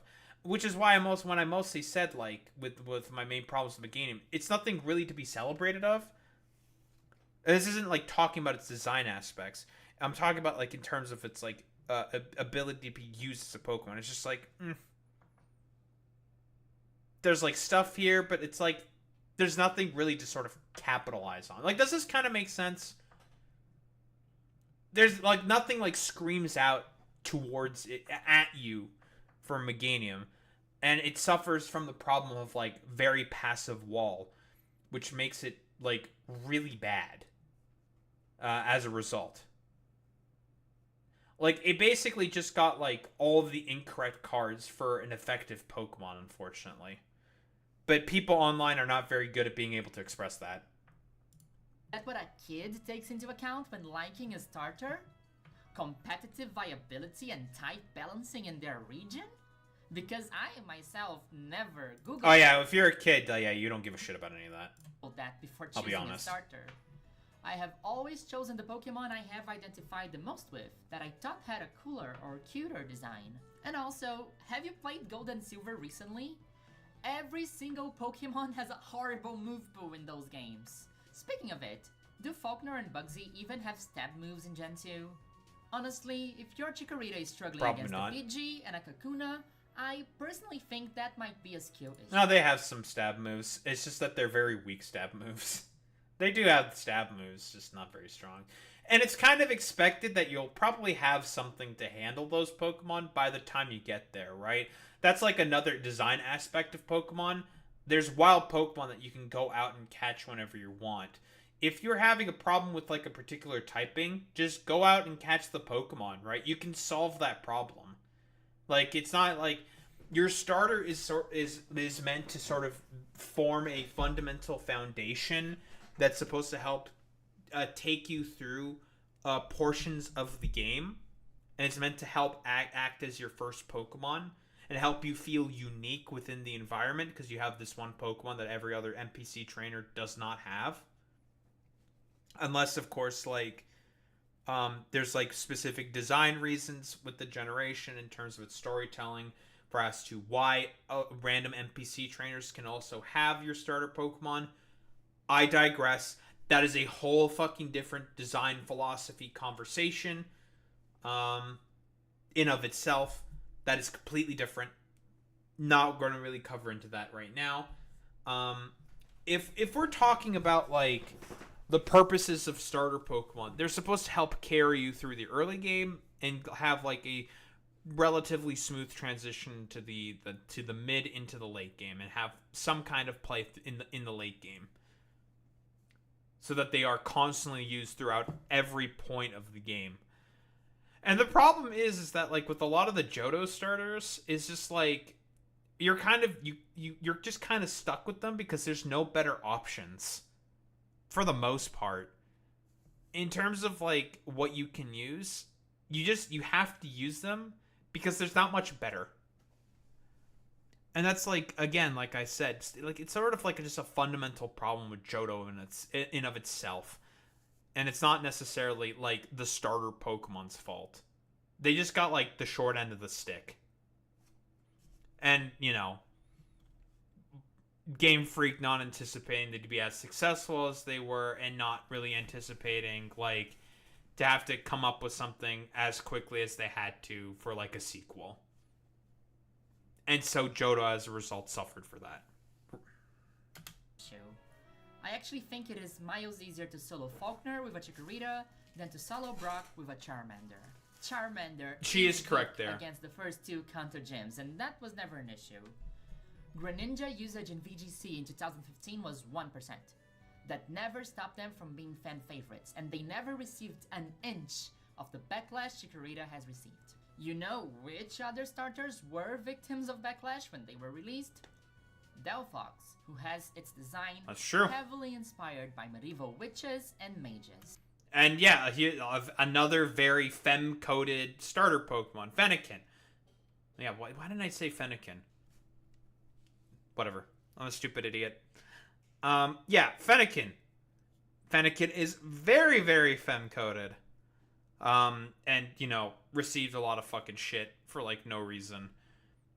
I don't really know why. Maybe it's because of, like, other sort of reasons or whatever. I don't know why, I'll be honest. Oh, X and Y came out during GAMERGATE. That's why. There we go. I just remembered. Yeah. X and Y came out during 2013. That's the reasoning. It's GAMERGATE. It's GAMERGATE. Primarina, back when Sun and Moon were released, had an intense negative reaction. GAMERGATE, right? Peak of GAMERGATE. Sun and Moon came out in 2016. Or is it 2015? Should have been 2016, right? If X and Y was 2013, typically another Pokemon main series Pokemon game comes out about 3 years later. So that would have been 2016. Yes, 2016. Yeah. That's why. Again, this would have been peak GAMERGATE, like the sort of like hate movement has been more or less materialized and has essentially won and gained political power at this point, right? So like a lot more like sort of feminine designs like Primarina or like Delphox or whatever is going to receive a lot more vociferous and aggressive hate, you know. Unfortunately, a lot of it does boil back to politics in the end. Ooh. Politics in my video games? Who would have thought? To it. Poplio was already disliked, but evolving into a mermaid? The Pokemon community couldn't deal with that. Are you seeing a pattern here? Something I really remember, GAMERGATE. and I wish I could find more material from 2014 to show, is how much of an intense backlash the introduction of the fairy type was. People said it would ruin the game, completely break the balance of the type charts, and that it didn't make any sense that the all-powerful, masculine, mighty dragons were all of a sudden weak to Jigglypuff.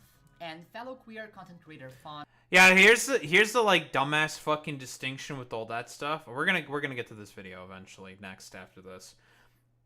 The problem with that is like, you know, you remember that Boy Meets Minnie? The thing is like people need to remember, like, dragons back in Gen 5 were busted as fuck. And have always been pretty fucking busted. Because, like, there is no other thing that can take on dragons, be able to take dragon-type moves, besides steals. That's it. That was the only resistance that dragon had. Otherwise, the only other way you could handle dragons was by offensively checking them. That's it. And that's not always reliable. Depending on the moveset or whatever. Ability, typing combination, blah, blah, blah, blah, blah, blah. And a lot of these fucking dragons had a huge explosion in power, relatively speaking, in Gen 5. And so, because of that, Game Freak decided to be like, okay, we need to do something about this. Draco Meteors are flying around everywhere. It's way too fucking powerful. We need to introduce a new typing in order to be able to switch in and be able to actually take on dragon types.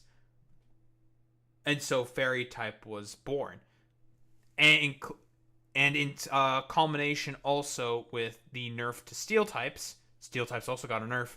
In Gen 6, they lost 2 of their resistances to Dark and Ghost. With Fairy essentially picking up that Dark type resistance, you know, picking up the slack there a little bit for Poison type, for Steel types.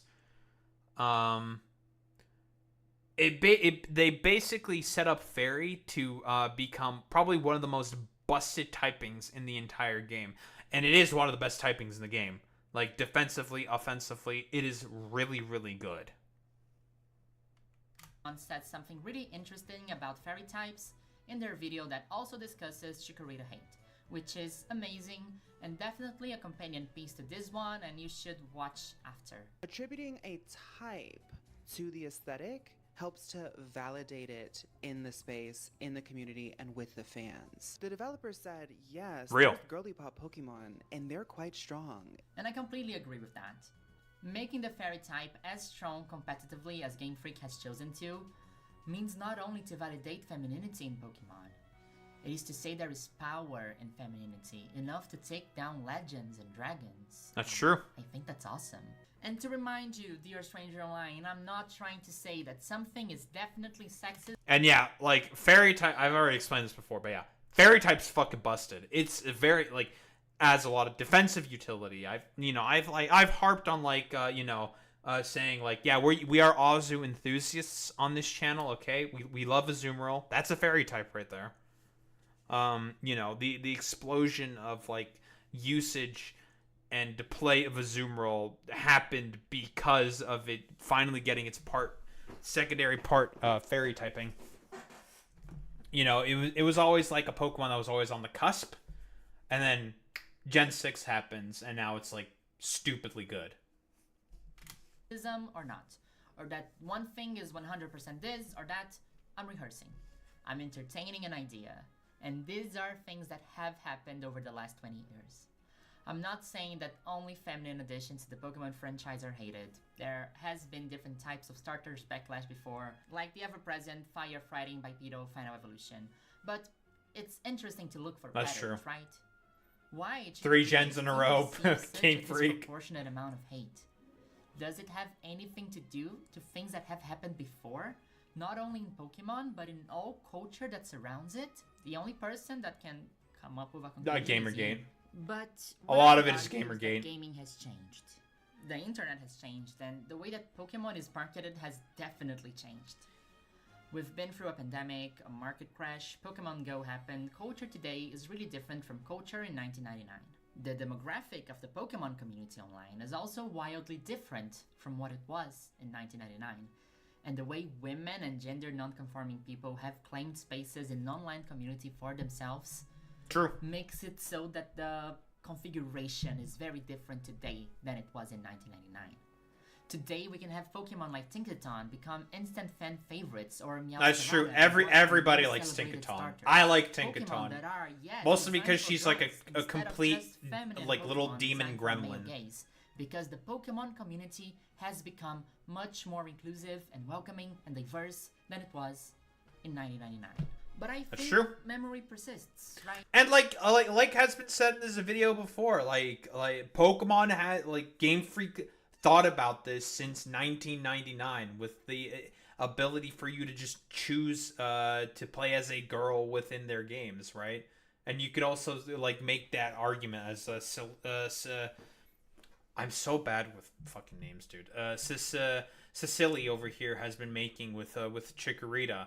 But yeah, again, like a big problem is like Nintendo sort of like clashed with that idea with a lot of their marketing that they've set the sort of trends for, and the sort of like overall sort of like more edgy marketing that games companies have been doing. And of course then we have fucking Gamergate throwing a complete wrench in the works as like a sort of additional sort of reactionary sort of backlash to overall more inclusiveness in games and whatnot, and the sort of like changing landscape from the like dumbass like 2010s era that all the Gamergaters like to harken back to all the time. There's a lot of complicated like socio-economic and political reasonings for as to why this is the case, right? I've harped on this constantly before. Time is a funny thing. You might have a negative reaction to something 20 years later because, in the past, you were scared of being judged by your friends for picking the girly starter. And I think that's something important for us to talk about, not just ridicule as a crazy idea, and that's why I'm making this video. I think that you can have a myriad of reasons for why you dislike Chikorita. Either because you had a hard time using her in Johto, or because you didn't like its moves, or simply and purely because you don't vibe with the design, and that's fine. But I think that for a few people there might be some roots in an old, gamer, misogynistic culture from the 2000s that complains about female characters' designs, that complains about female characters' protagonists. Gamergate. And we see that in It's our daily all lives. it's all Gamergate. We know these people exist. It's all And I don't think Gamergate. it's a stretch to think that this also applies to a little grass starter.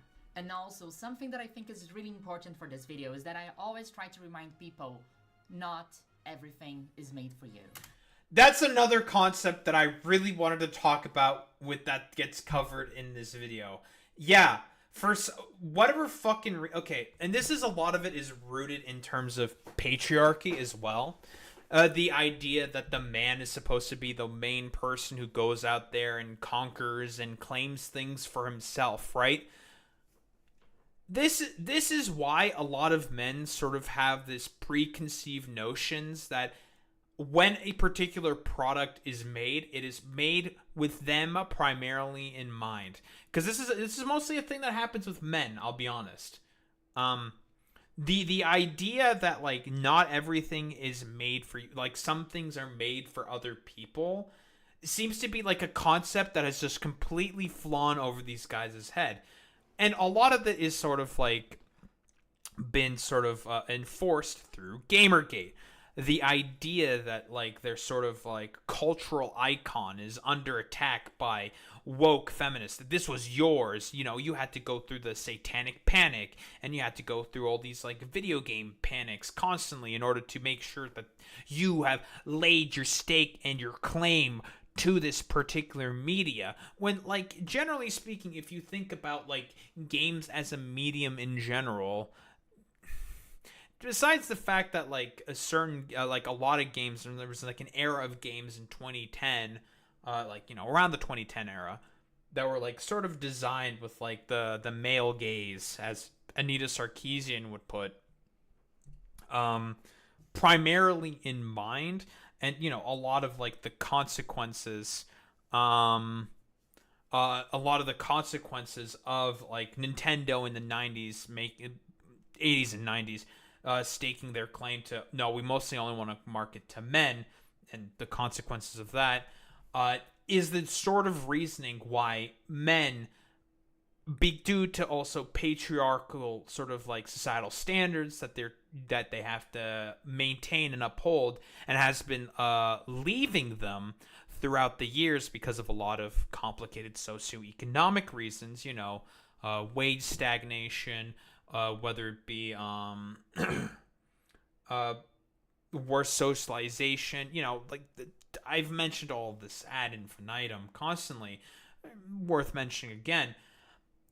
It makes it such that the things that in the minds of a lot of these men, like stuff that they've claimed a claim, a stake for, that they have fought and have bled for, I say this purely rhetorically, hasn't actually happened, but rhetorically speaking, they feel is under attack. It's being subverted. It's being harmed in a particular way because of this like feminist change that they're trying to like shove themselves in. Well, no, this has always been ours. It's always been made to be ours and shit like that.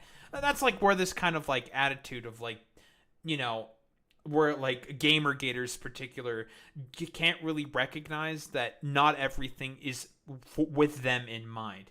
Because what they want is for everything to have them in mind. You could also say that consumerism has driven this too, because people are made to believe everything must be tailored to them and them only. Yeah, exactly, Boy Meets Mini. But I mean, yeah, we're mostly like, you know, if we want to make a general, broader sort of like capitalist critique, overall, I'm mostly just trying to like focus here and on like gaming in particular. And again, a lot of these like recent attitudes is, well, it's Gamergate. Gamergate is the thing that laid the foundation for this and has been essentially like catalyzed and solidified with the victory of the Donald Trump presidency in 2016, and obviously that shit just exploding and mostly dying off, and you know, now coming back. It's Gamergate. Not everything is made for me, really, and that's fine. I think algorithms showing us You know, curated Boy posts Meets Mini, made by I people am a we don't follow, misandrist now. or videos from YouTubers we never heard of, that might make us forget that the people who made these things, maybe characters design, What? complaints about female characters protagonists, and really, I and hate that's it when fine. YouTube does I that. think algorithms showing us curated posts made by people we don't follow, or videos from YouTubers we never heard of, that might make us forget that the people who made these things, maybe didn't make it specifically for us. Maybe I'm just not the audience for that. And that's fine. Yeah, I've already mentioned earlier in this video in particular about like the sort of consequences of like the outrage marketing, having your eyeball glued to your screen, you know, algorithms showing you what you want to see in order to keep you glued to that screen, right? Like, I don't want to say that that maybe like that Cecily over here is being like naive. Maybe she doesn't like. I mean, she mentioned GamerGate. She's probably not naive per se, but there's like it's because like the reason it is the way that it is now is because of commodification within media, broadly speaking. You know, eyeballs are meant to be stuck on the screen. You will be fed the content slop to keep you on the screen for advertiser dollars and shit like that. Like that's the whole shebang, right? When Game Freak chooses a set of starters, they are not choosing them to please me, Cecily. They might be choosing them to please Gen 1 fans, or Unova fans, or young teenage girls, or the developers themselves. True. You need to always remember, not everything that exists on the internet is tailor-made for me, just because it showed up in my timeline. And something else that I learned from this channel Yeah, I'm that sorry. is true. Every single Pokemon is something. I'm sorry to say, but yeah, she's not wrong for making this message. The problem is yeah, it's gonna ring on deaf ears because like the environment that we're currently finding ourselves in. It's not her fault in particular. It's not anyone's fault in particular. There's a lot of very complicated socio-political and economic factors for as to why we are in this sort of moment, right? Like, it's just kind of like, wow.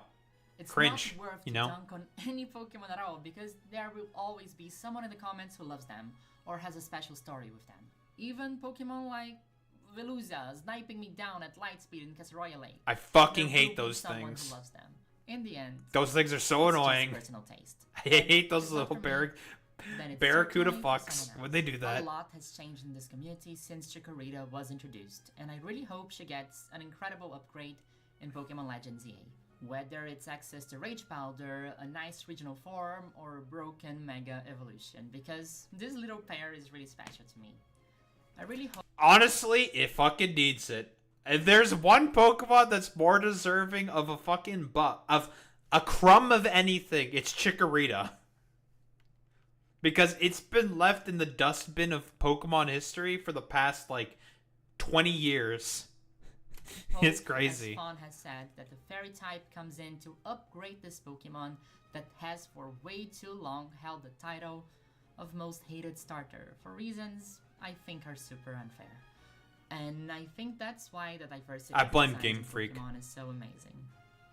Because for a small girl that will be given Chikorita as a choice for the first time in Legends EA, saying that this Leaf Pokemon, a Pokemon that was designed with her in mind, can also be powerful, can be a healer, can be a tank, and can be really, really, really fun to play with, is what Pokemon is all about. Because Pokemon is for girls. Pokemon is for gender non-conforming people. Pokemon is for everyone. Real. Real and true. It's a good first video. Very good. She's based for that. Alright, next video. We're heading into the next one. I don't know why I extended it this way. I'm very good at streaming. Yeah, misandrist. Shame. Next video. Okay. Fawn. With a PH. That's how you know they're swag, because their name has a PH in it. Think about it. That's how it always works, right? If you have a PH in your name, that means you're swag. That's how that works. Alright, let's get into it. The Chikorita hate is so forced. I can agree with this. I already agree with the inherent premise of this video.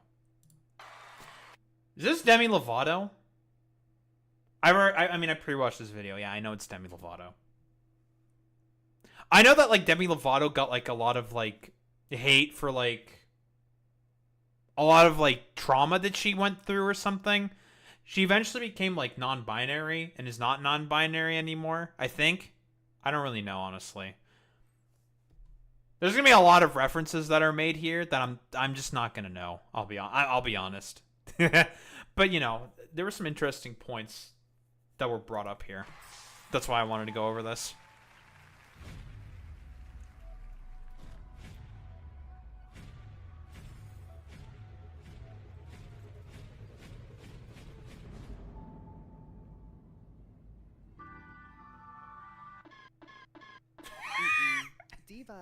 Divas, girly pops. That's Are you funny. guys on the same internet as I am? The Chikorita hate is feeling a little bit forced. For people who don't know, Chikorita was just recently revealed to be one of the starters in Pokemon Legends.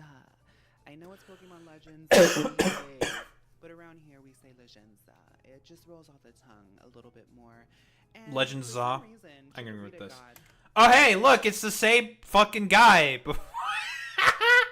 from the other video. This Aura person. Yeah, they're getting picked on. Video's kind of quiet.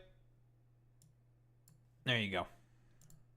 very much targeted, and a whole smear campaign was put against her. It just, I was really confused, because it's like, a lot of people love Chikorita, and just because you don't doesn't mean she doesn't deserve that spot. So I'm gonna take a little bit of time to break. Yeah, the argument that, like, again, like, Chikorita is undeserving of that spot because, like, Chikorita is a bad Pokemon, I've already explained before.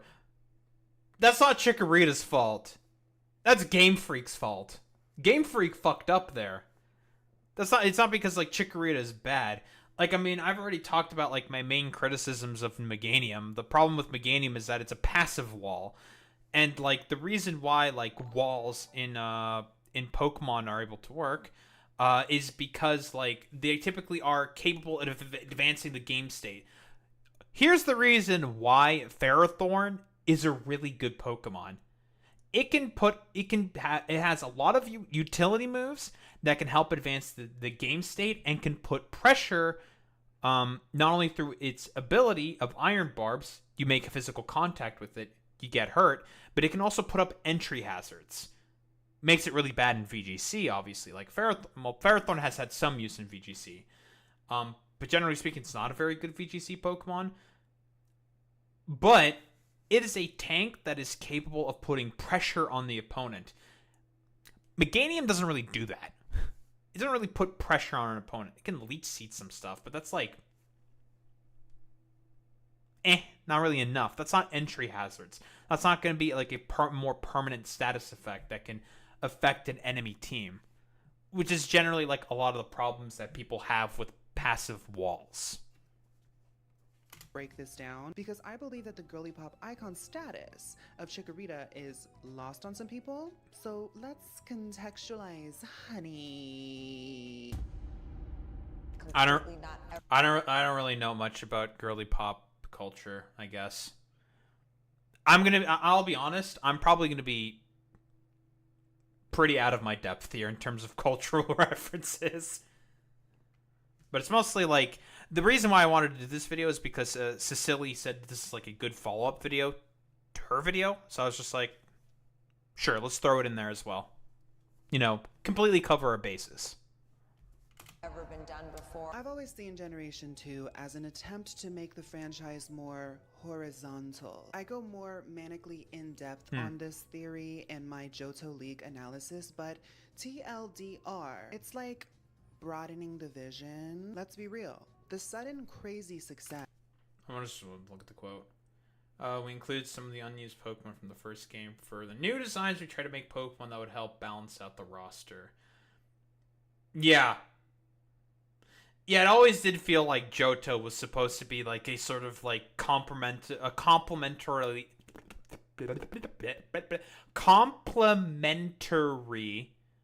foil to Kanto, which is why you can also go to Kanto within every single Johto game, right? Literally, as soon as you beat the game, right? You can go to Goldenrod, you take the train, you go to Kanto. The Elite Four for Johto is also in Kanto, right? It's the Indigo Plateau still, right? You just have to go through a bit of a different avenue. Like, you literally border hop into another region, right? In order to get to the Elite Four. It is heavily implied that Johto is meant to be a supplement to Kanto, which was always interesting to me. And I'm like trying to like wonder if that's like part of it again is like, because we know that like Johto had like time restrictions, had time problems. It had rushed development with it, and that's part of the reason why it ended up sort of being a complement rather than being built as its own sort of distinct region. Mostly meant to be sort of like more of a complement instead. And that's part of the reason why Johto's design suffered. It could be a little bit of this. It could be a little bit of the non-linearity stuff I also described earlier about the things I think is a design problem with Johto. You know, a little bit of tomato, a little bit of potato. You know, tomato, tomato, potato, potato kind of a deal, you know? Of Generation 1 took the world by surprise, including the developers. And I believe that Generation 2, as well as that one like demo era they had, shows that the developers were taking this generation as an opportunity to show what they can do, to show how big Pokemon can be and how diverse the world can be. Our good sis Chikorita is one of those very apparent examples. It's always, well, she came after Bulbasaur. How do you follow up the icon that is Bulbasaur? Love Chikorita. Bulbasaur. When you compare their final evolutions, Meganium to Venusaur, they contrast so heavily that it almost feels like an intentional juxtaposition. The choices the artist makes on how they lock eyes with the audience, their posture, and even like the flora they feature are contrasting. They're mirroring each other. Both of these Pokemon's uniqueness is enhanced with how different yet familiar these two divas seem to be. Venusaur is this big, bumpy, sturdy frog with that like very hardy tropical tree on its back. Meganium is also very grandiose, but she's a little bit more delicate and like soft about it, more eleganza about it. Instead of like a bumpy, frumpy frog, she's this like long neck, not the Peepo Brachiosaurus reference. And I've always seen Brachiosauruses as having like the connotation of being like gentle giants. She's giving like the gentle creature, if you get what I'm saying. I know that the way that it described Venusaur, many people think that I'm being a hater. I'm not. Venusaur has had many, many moments to shine. But the reason why I'm making this video, I'm sure you guys can tell by I think mostly the reasoning for as to why I guess Venusaur has had its moments to shine is mostly because of I'm blaming Charizard. I'll be honest. It's because of fucking Charizard. Let's be honest here. The only reason why Venusaur got a G-Max and a Mega is because Charizard also got them. And there would have probably been outrage amongst the fans if the other two didn't get them either, right? No one ever really talks about, like, G-Max Blastoise. But then again, it's because, like, at least, like, with like, Mega Venusaur was OU proper. It was a very good Pokemon. Thick, fat. It got bulkier. It got stronger as well. And effectively, it lost two of its weaknesses, and they became neutralities with thick, fat. Which is why, like, thick, fat on Venusaur is, like, really, really good. Being only weak to Psychic... and I think it's just Psychic is the only thing it becomes weak to after gaining thick fat is really powerful. Still has great resistances as well. Resists fighting. It's neutral to Earthquake, which is fine. But resists water. It becomes very, very difficult to break through. Since it's as strong as it is, it's able to make... It's not a passive wall. It is a wall, but it's not passive because Venusaur could take a hit and then punch right back. You know, like, we love our bulky offensive Pokemon. We love them very much. One of my favorite genders, to be honest. Which is why, like, Venusaur is able to make the sort of like wall shtick work very well, whereas with Meganium, it can't really make it work as well. Like I described earlier, it's just a passive wall because it doesn't really have the offensive stats in order to be able to punch back. 82 attack and 83 special attack. Even back in the day, that didn't really cut it. Didn't hit really hard. And it didn't really have the moves in order to be able to really hit really hard either. Although, like I said before, in its debut generation, out of all the Johto starters, it was the best. But then again, it's in a starter generation with, like, where the other two were just horrendous. Like, just too many problems. So, like, the fact that, like, Meganium was able to crawl out and be like, I have a niche. I got a niche. I could do a thing. And it's just like, it's very impressive for it.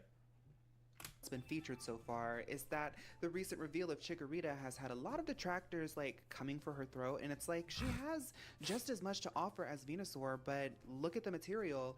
She's never gotten a chance.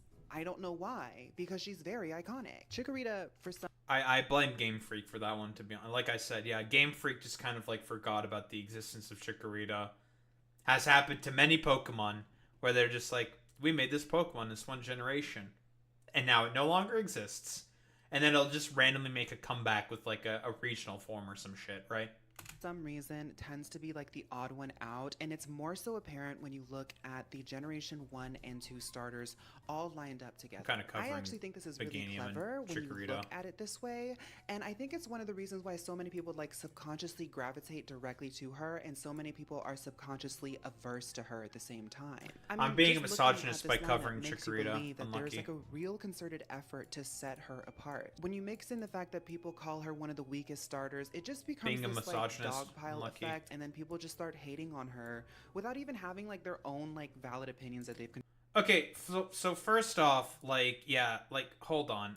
Because I want to tear into this opinion a little bit that this person's having. It's not this, like, just spectacularly unremarkable. So I also had that criticism about Meganium. It's just like, yeah, when I use it, it's just like, it's not bad. It's just like, doesn't really do anything interesting. But, and I agree with that position. It's not particularly great at really anything. That's its main problem. And that's not necessarily its fault. I blame Game Freak for that one. Meganium is not strong either in-game or competitively. It's a monotype of the arguably the weakest starter type. Simply just not the case, dude. Fire is arguably the weakest starter type. Because why? Generally speaking, in the early game, what types of gym leaders are you going up against? It's not stuff that Fire is going to be strong against. It's also going to be stuff that Fire is weak against. Which is why, like, in Gen 3, Charmander got Metal Claw in order to compensate for its horrid matchup against Brock. And also, Torchic, when it evolves, becomes part fighting and learns Double Kick in order to compensate for struggles against the Rock-type gym leader. Same in Gen 4. I'm trying to remember, who's the first gym leader in Black and White? I haven't played Black and White in a very long time, so I don't remember exactly off the top of my head. Although I wouldn't be surprised if it was also the same in Black and White.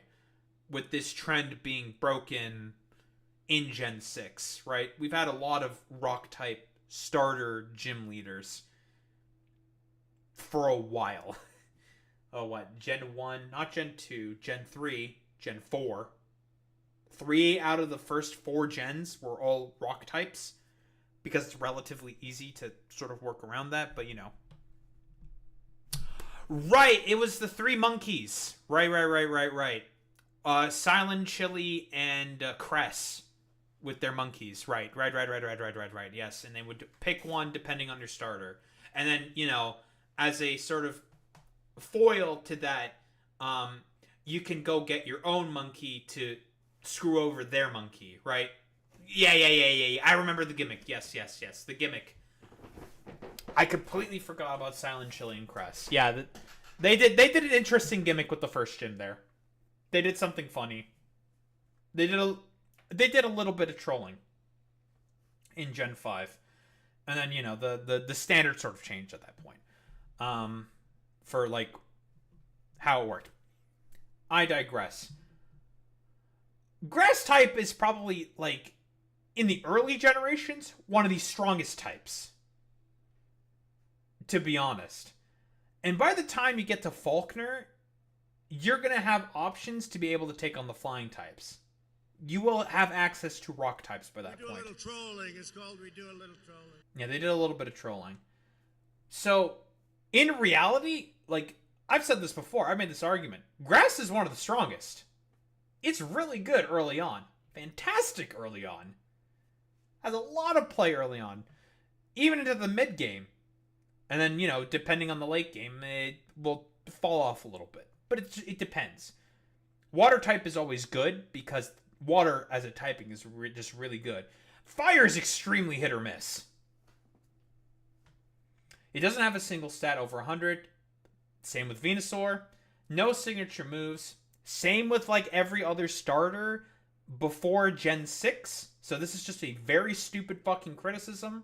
So completely irrelevant. On the contrary, it lacks grass-type staples like Sleep Powder, while it's a support Pokemon in different ways, but yeah, this thing not having Sleep Powder is a negative, but Sceptile didn't have Sleep Powder either. Neither did Torterra. Venusaur has Sleep Powder. Serperior doesn't have Sleep Powder. What is this guy waffling on about? This is just a fucking terrible criticism. And on top of everything else, Meganium is a very bland and simple design. Just a pudgy dinosaur with a flower around its neck, especially rough when it's competing with Blue Godzilla and a Honey Badger on Fire. I would argue that all the Gen 2 designs are relatively simple. I'll be honest. And you want to know why that's the case? They didn't have enough development time for Gen 2. That's why. That's the case. So yeah, like this comment is just it's so fucking poorly constructed and just poorly made. I'll be honest. Like this is just dog shit. I'll be honest. Constructed themselves. It's just like, well, everybody hates on her, so I hate her too. Why? She's pretty. From the beginning, I feel like that's Pokemon also true. Has always tried to use. There is also like that bias as well. No one likes her, so I also don't like her. I might have fallen into that a little bit. As well, but you know, upon reflection, I'm just like, eh. It's just Johto.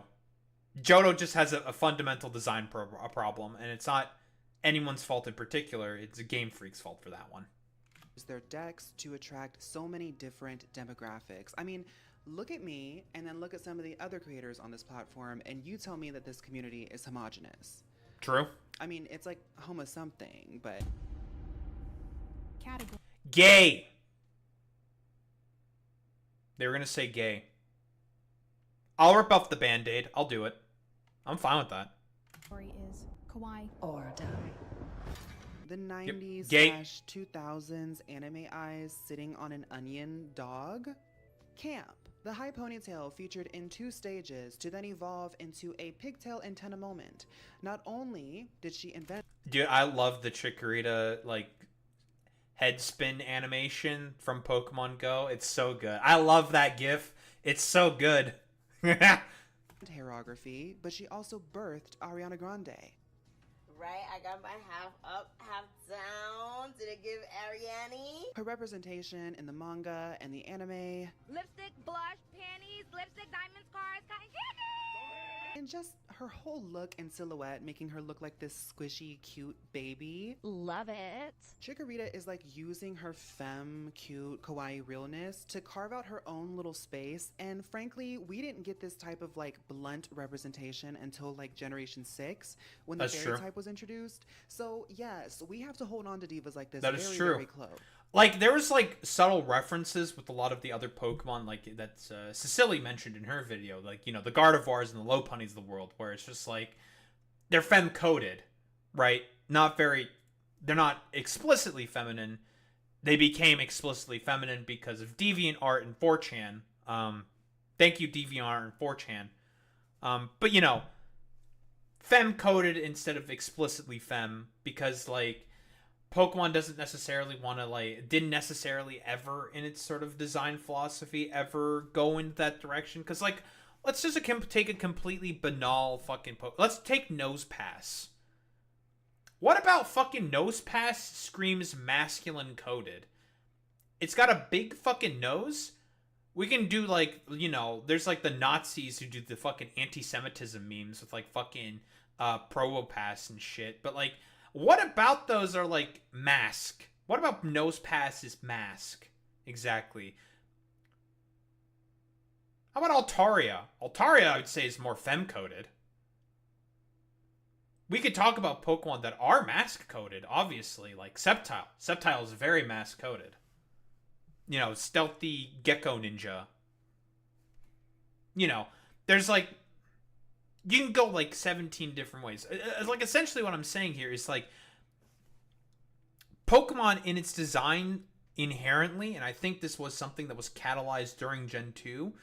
tried to make it such that their Pokemon can appeal to any broader demographic because, and this is probably why Pokemon is like the highest grossing like product and most well-known sort of like franchise on the planet, is because of like not necessarily going too hard in one direction and hard in another direction in terms of its design philosophy with a lot of Pokemon. Like, you can, like, glean certain things from a lot of the designs in Pokemon, but maybe they leaned more masculine-coded in a lot of their designs because of the fact that they have to go along with Nintendo's marketing strategy. It all comes back to the marketing at the end, right? Nintendo were the ones that set the trend for, you know, video games are a masculine thing. Men are the ones who play video games and shit like that, right? Like, that's overall what it always, like, comes back to. Having to sort of, like, comply more with Nintendo's sort of marketing strategies. And yes, we're very excited to see her featured in Legenza. This is her spotlight. She's about to enter her winning season. Now that I've touched on that cuteness, let me go back to that cleverness in her design. Because I think it takes a lot of skill and technique to make her look this way while also keeping her very familiar. She manages to have this like cutesy girly effect that invites girly pops into her camp, but she still looks very reminiscent of all of the design themes that are featured in the other starters. Like, you have like dinosaurs and frogs and amphibians and reptiles and no longer like, misogynist. she's still a dinosaur, but she just looks like the diva of the six. And I always think about Pokemon in different generations. Like Generation 1 and 2 feel very similar to me because it's like Gen 1 and then Generation 2 kind of expanded on the series. Generation 3 feels like its own space because it was like Pokemon Ruby, Sapphire, and Emerald. Sitting on the Game Boy Advance, and then we got a remake, and then in the DS era we got like Diamond and Pearl, Black and White. Those feel grouped together to me. So this makes general sense because these are like the sort of like games that came out with their particular console generations, right? Like, broadly speaking, right, you know, the Gen 1 and the Gen 2 games being put together because, you know, they came out for the Game Boy and Game Boy Color. Then, you know, you have the advanced era with Ruby, Sapphire, and Emerald, and then the remakes happened of the Gen 1 games, and then you had the DS, Diamond, Pearl, Heart Gold, Soul Silver, and Black and White 2, and then you enter the 3DS era. That's where you had Gen 6, Gen 7, and then, you know, the Switch, Gen 8, Gen 9, right? And now, like, the Switch's console era is about to end. Gen 10 is definitely coming next year. That's without a question. Like, it's not confirmed. It might as well be confirmed, right? New console generation, Gen 10, 30th anniversary. 30th anniversary. They're gonna announce Gen 10 on the 30th. For sure. Like, that's not even a question. You know, a lot of, like, sort of, like, philosophies and things change as hardware also get changes along with the times. It's, you know, as well as like marketing campaigns and strategies. But you know, Pokemon has always been sort of regarded as like a consistent sort of player. Like I said, there's a very good reason as to why this thing is the highest grossing franchise in the world, right? Like, we know. On and so forth. For some reason, the first 6 of Generation 1 and 2 feel like a unit, but even when you take it apart from Generation 1, she still stands alone while still staying very familiar within it. Like, she's not like just some girl sitting there who like has no through line design concept. She still understands the assignment. I want to talk about her methods of reheating her nachos, because nobody's going to be reheating Chikorita's nachos other than her. She's made that quite obvious with how she debuted and gagged the entire world, frankly. Is it a microwave? Is it an air fry? Is it the oven? Because this is like a really interesting conversation. Many people are and let me asking tell you these why. questions. Stay with me, okay? Clefable has always felt like the fairy type before the fairy type came out, right? So when Generation 6 came out and Clefable became a fairy type, it just felt natural. On Real. So fucking real. I guess it also doesn't really help that, you know, Clefairy also had the word fairy in it. But now they're real for this. Real. Like, it just felt like natural. And I mean, you can also make that sort of argument with like everything else that's gone the fairy type. It's just like, oh yeah, that makes sense. Like, you look at that and you're like, yeah, sure, fuck it, why not, you know? Like, who else got the fairy typing? It wasn't like a ton of Pokemon. Because they also wanted to not overshadow all the new designs from all the old stuff. What were the Pokemon that got like, there was Whimsicott? Whimsicott became Cottony and Whimsicott became fairies. There was Jigglypuff, Wigglytuff, and Igglybuff. Well, Azu, obviously. Who else? Who else got retconned into a fairy? There was a couple.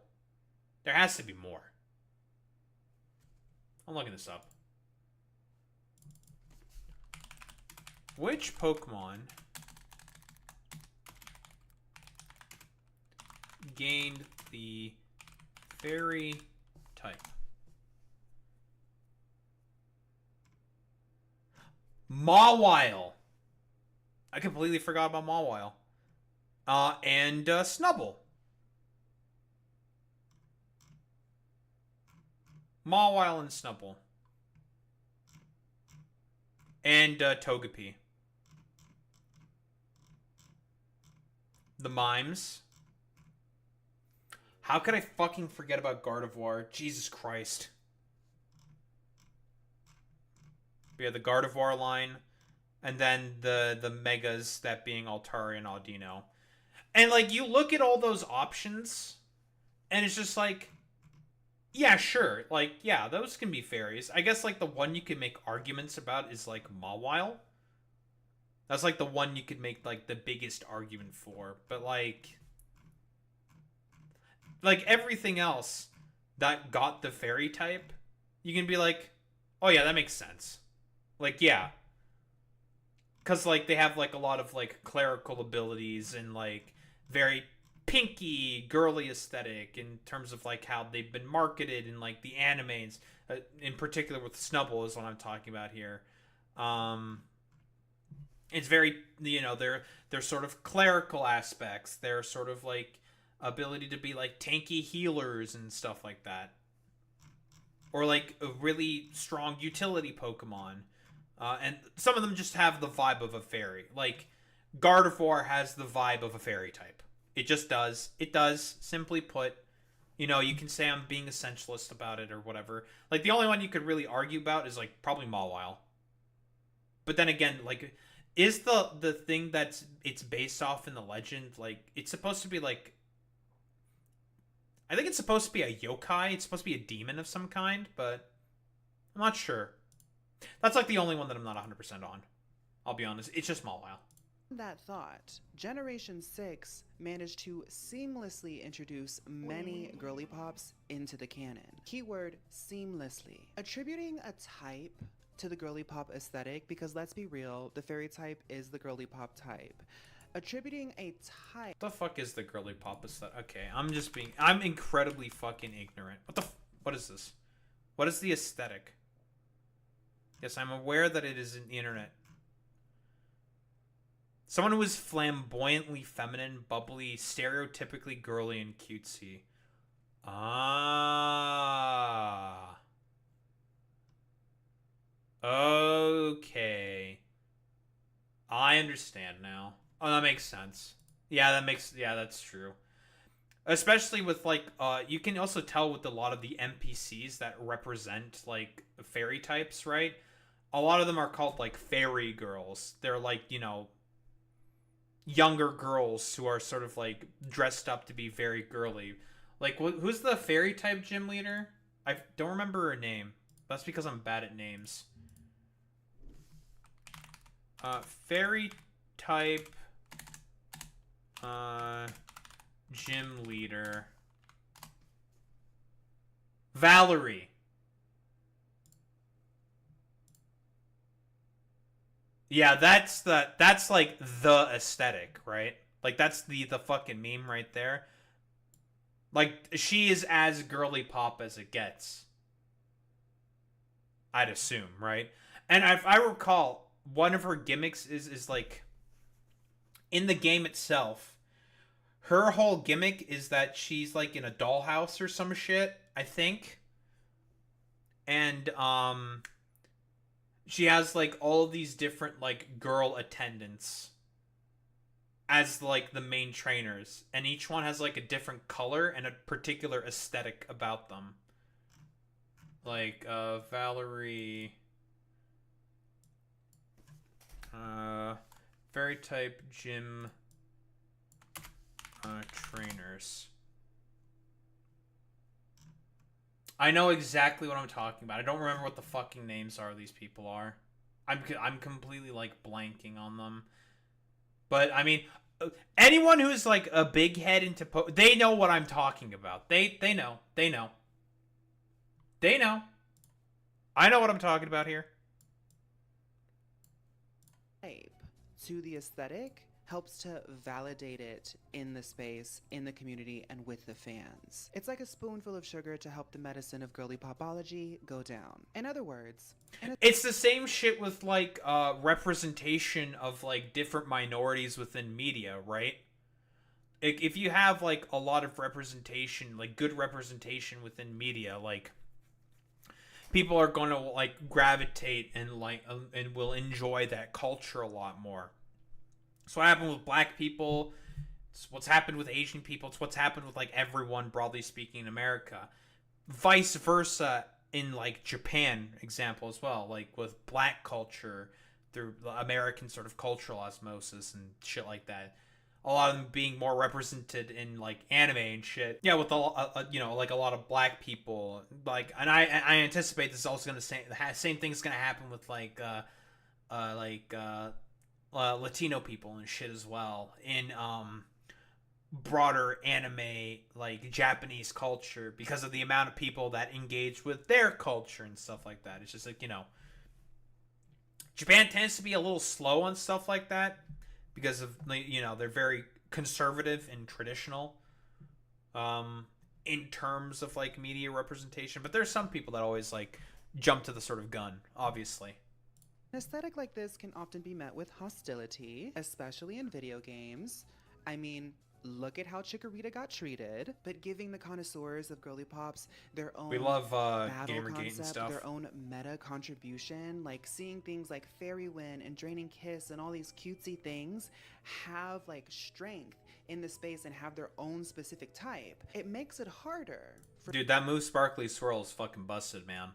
A 90 base power move with the ability to heal bell? Busted.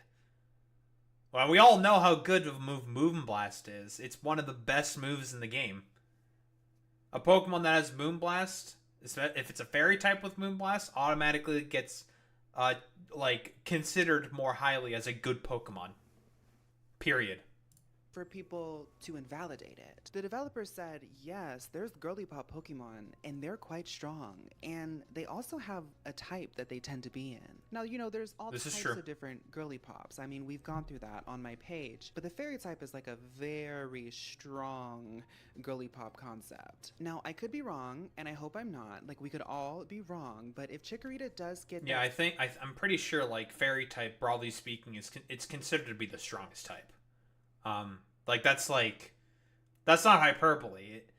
Ever since Gen 6, fairy type, like, broadly speaking, if you talk with any competitive player, VGC players would agree with this.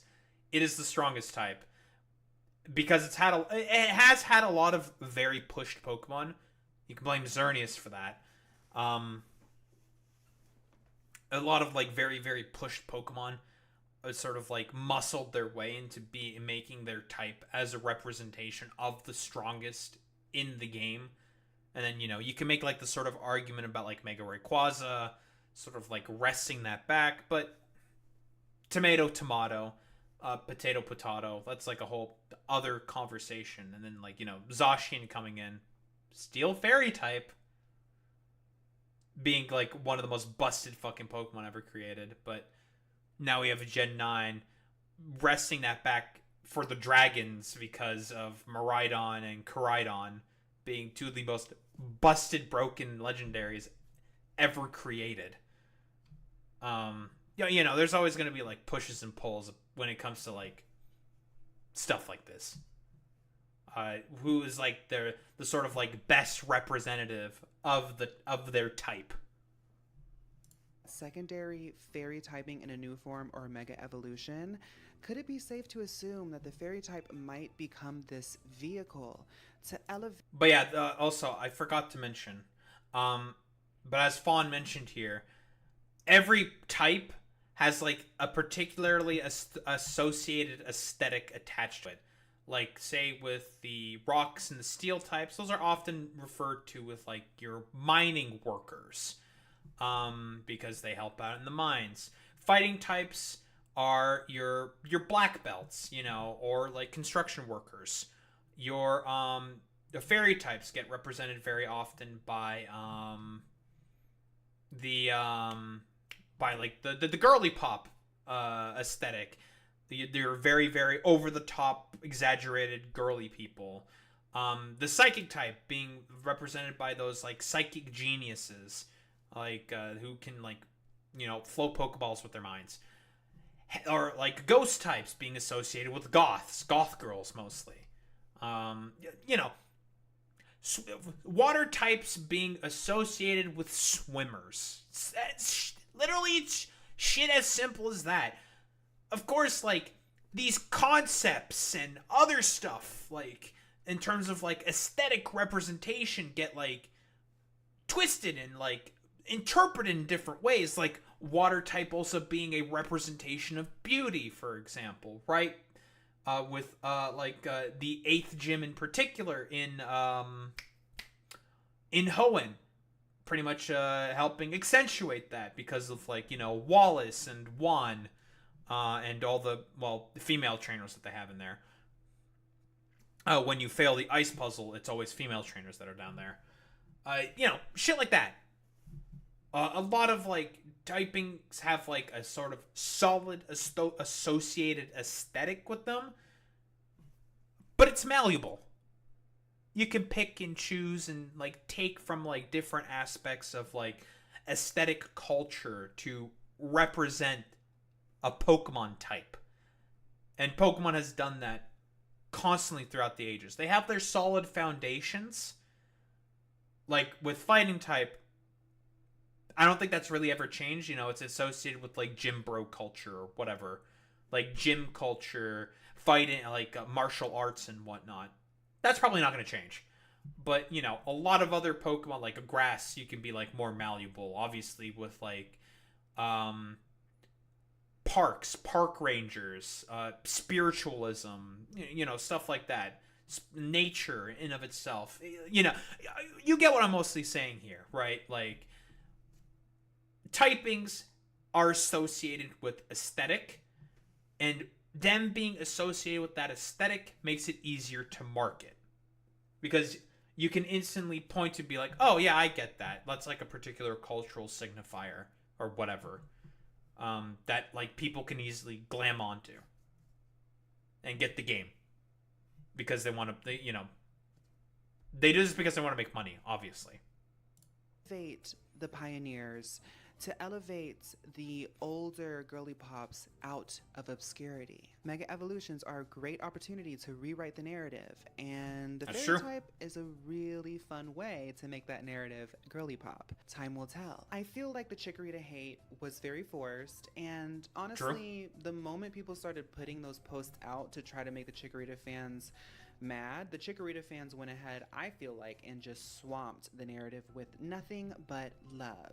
Chikorita has her place here, and I'm very excited to see her in Pokemon Legends. And even if she doesn't get that second, Yeah, I'm looking forward to seeing what they've got cooking up, because those final evolutions, that's the real fucking question, right? If we're going based off of the formula of Pokemon Legends Arceus, it's gonna be all about those final evolutions. secondary fairy typing, I am here to support her along the way. This is going to be so fun. I also think it's probably going to be I'm really fairy excited to type see as what well. all three of them end up doing, but Gator's either going to become like a dark type or a dragon type. Chikorita, I'm pretty much locked in with Meganium being part fairy. I think that's more or less a lock in. The one that's more malleable is Emboar. I don't know what they're going to do with Emboar. They could really do anything with that one, to be honest. Because Emboar already had a secondary typing as fighting. I don't know what they're going to do with that one. Electric? Ground? Huh? I was so excited to see Chikorita. I'm so happy to see her, and I'm just putting out more love for my girl to hopefully manifest that secondary fairy typing, because if she takes it there, oh my god, it's going to be so It's got to be. It's got to be fairy type, right? Whatever you guys are up to, I hope it goes by super swell. Thank you so much for watching this video. I hope to see you next time. Bye. Thank you, guys. I will never be able to repay you for the kindness you've shown. We love memes. I think that's pretty much it for that. Oh man, that was a long one.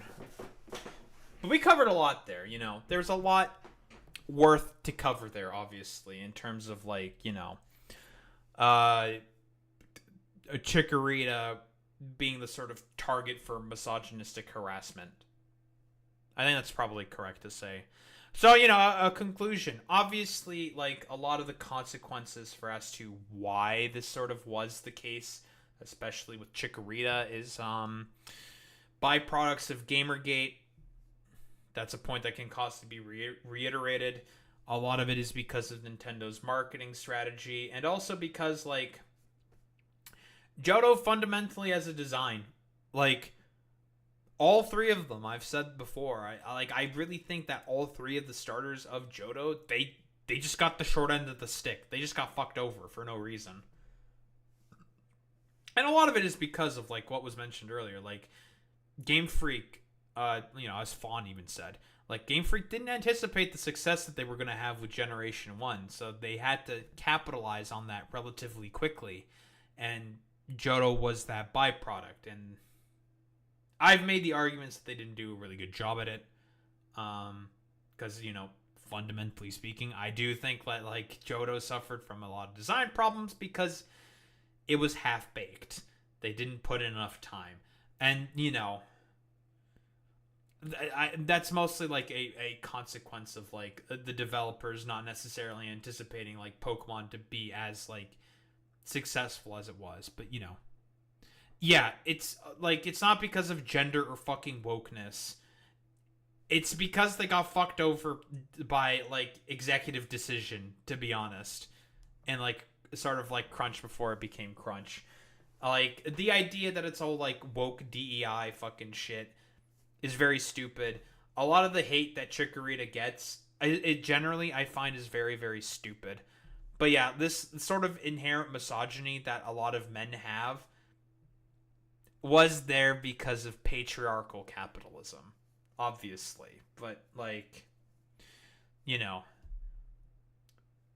I'm not going to fault, like, the creators for not, like, mentioning that. They probably know that already.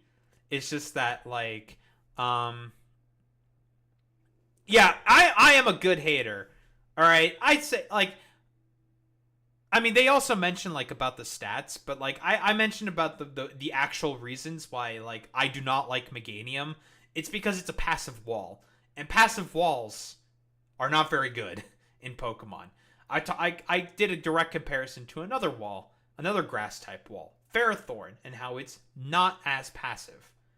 Can be relatively passive depending on the set, but Ferrothorn has ways of being able to put pressure on its opponents through the entry hazards that it can set up. The stealth rocks, the spikes, mostly through spikes, because, like, hey, if I'm forcing you to switch out because I'm threatening you with a grass move, that's a free layer of spikes. I get free entry hazards. If I'm forcing you out constantly, you're taking those spikes damage. Ooh, uh-oh. Take the spikes damage. Gotta take the spikes. And that's, like, the sort of, like, strength and power that a wall like Ferrothorn can have. Is putting up those that passive damage, punishing your opponent for having to make constant switches. Meganium doesn't really do that. It's just, like, it kind of sits there and just acts as a wall, and it's just like, that's not really good enough. It has the good utility, sure, but, like, just kind of sits there. That's its main problem. Anywho, like, yeah, a lot of the stuff that, like, Chikorita gets is a lot of, like, latent inherent misogyny that generally a lot of men have. And I don't think that's really Chikorita's fault. That's more so, like, a problem with, like, the patriarchal standard that's been foisted upon men as a result of, like, capitalism, like, the Keynesian era of economics, poor socialization. Like, I can go on and on about, like, all of the main problems that patriarchal sort of capitalism has created, like, you know, shit like Gamergate, suburbanization, wage stagnation, making men feel like they aren't able to do that role and performance that they can do as men, is, like, the main sort of, like, problem there. That's generally about it. That's really all I got to say about that.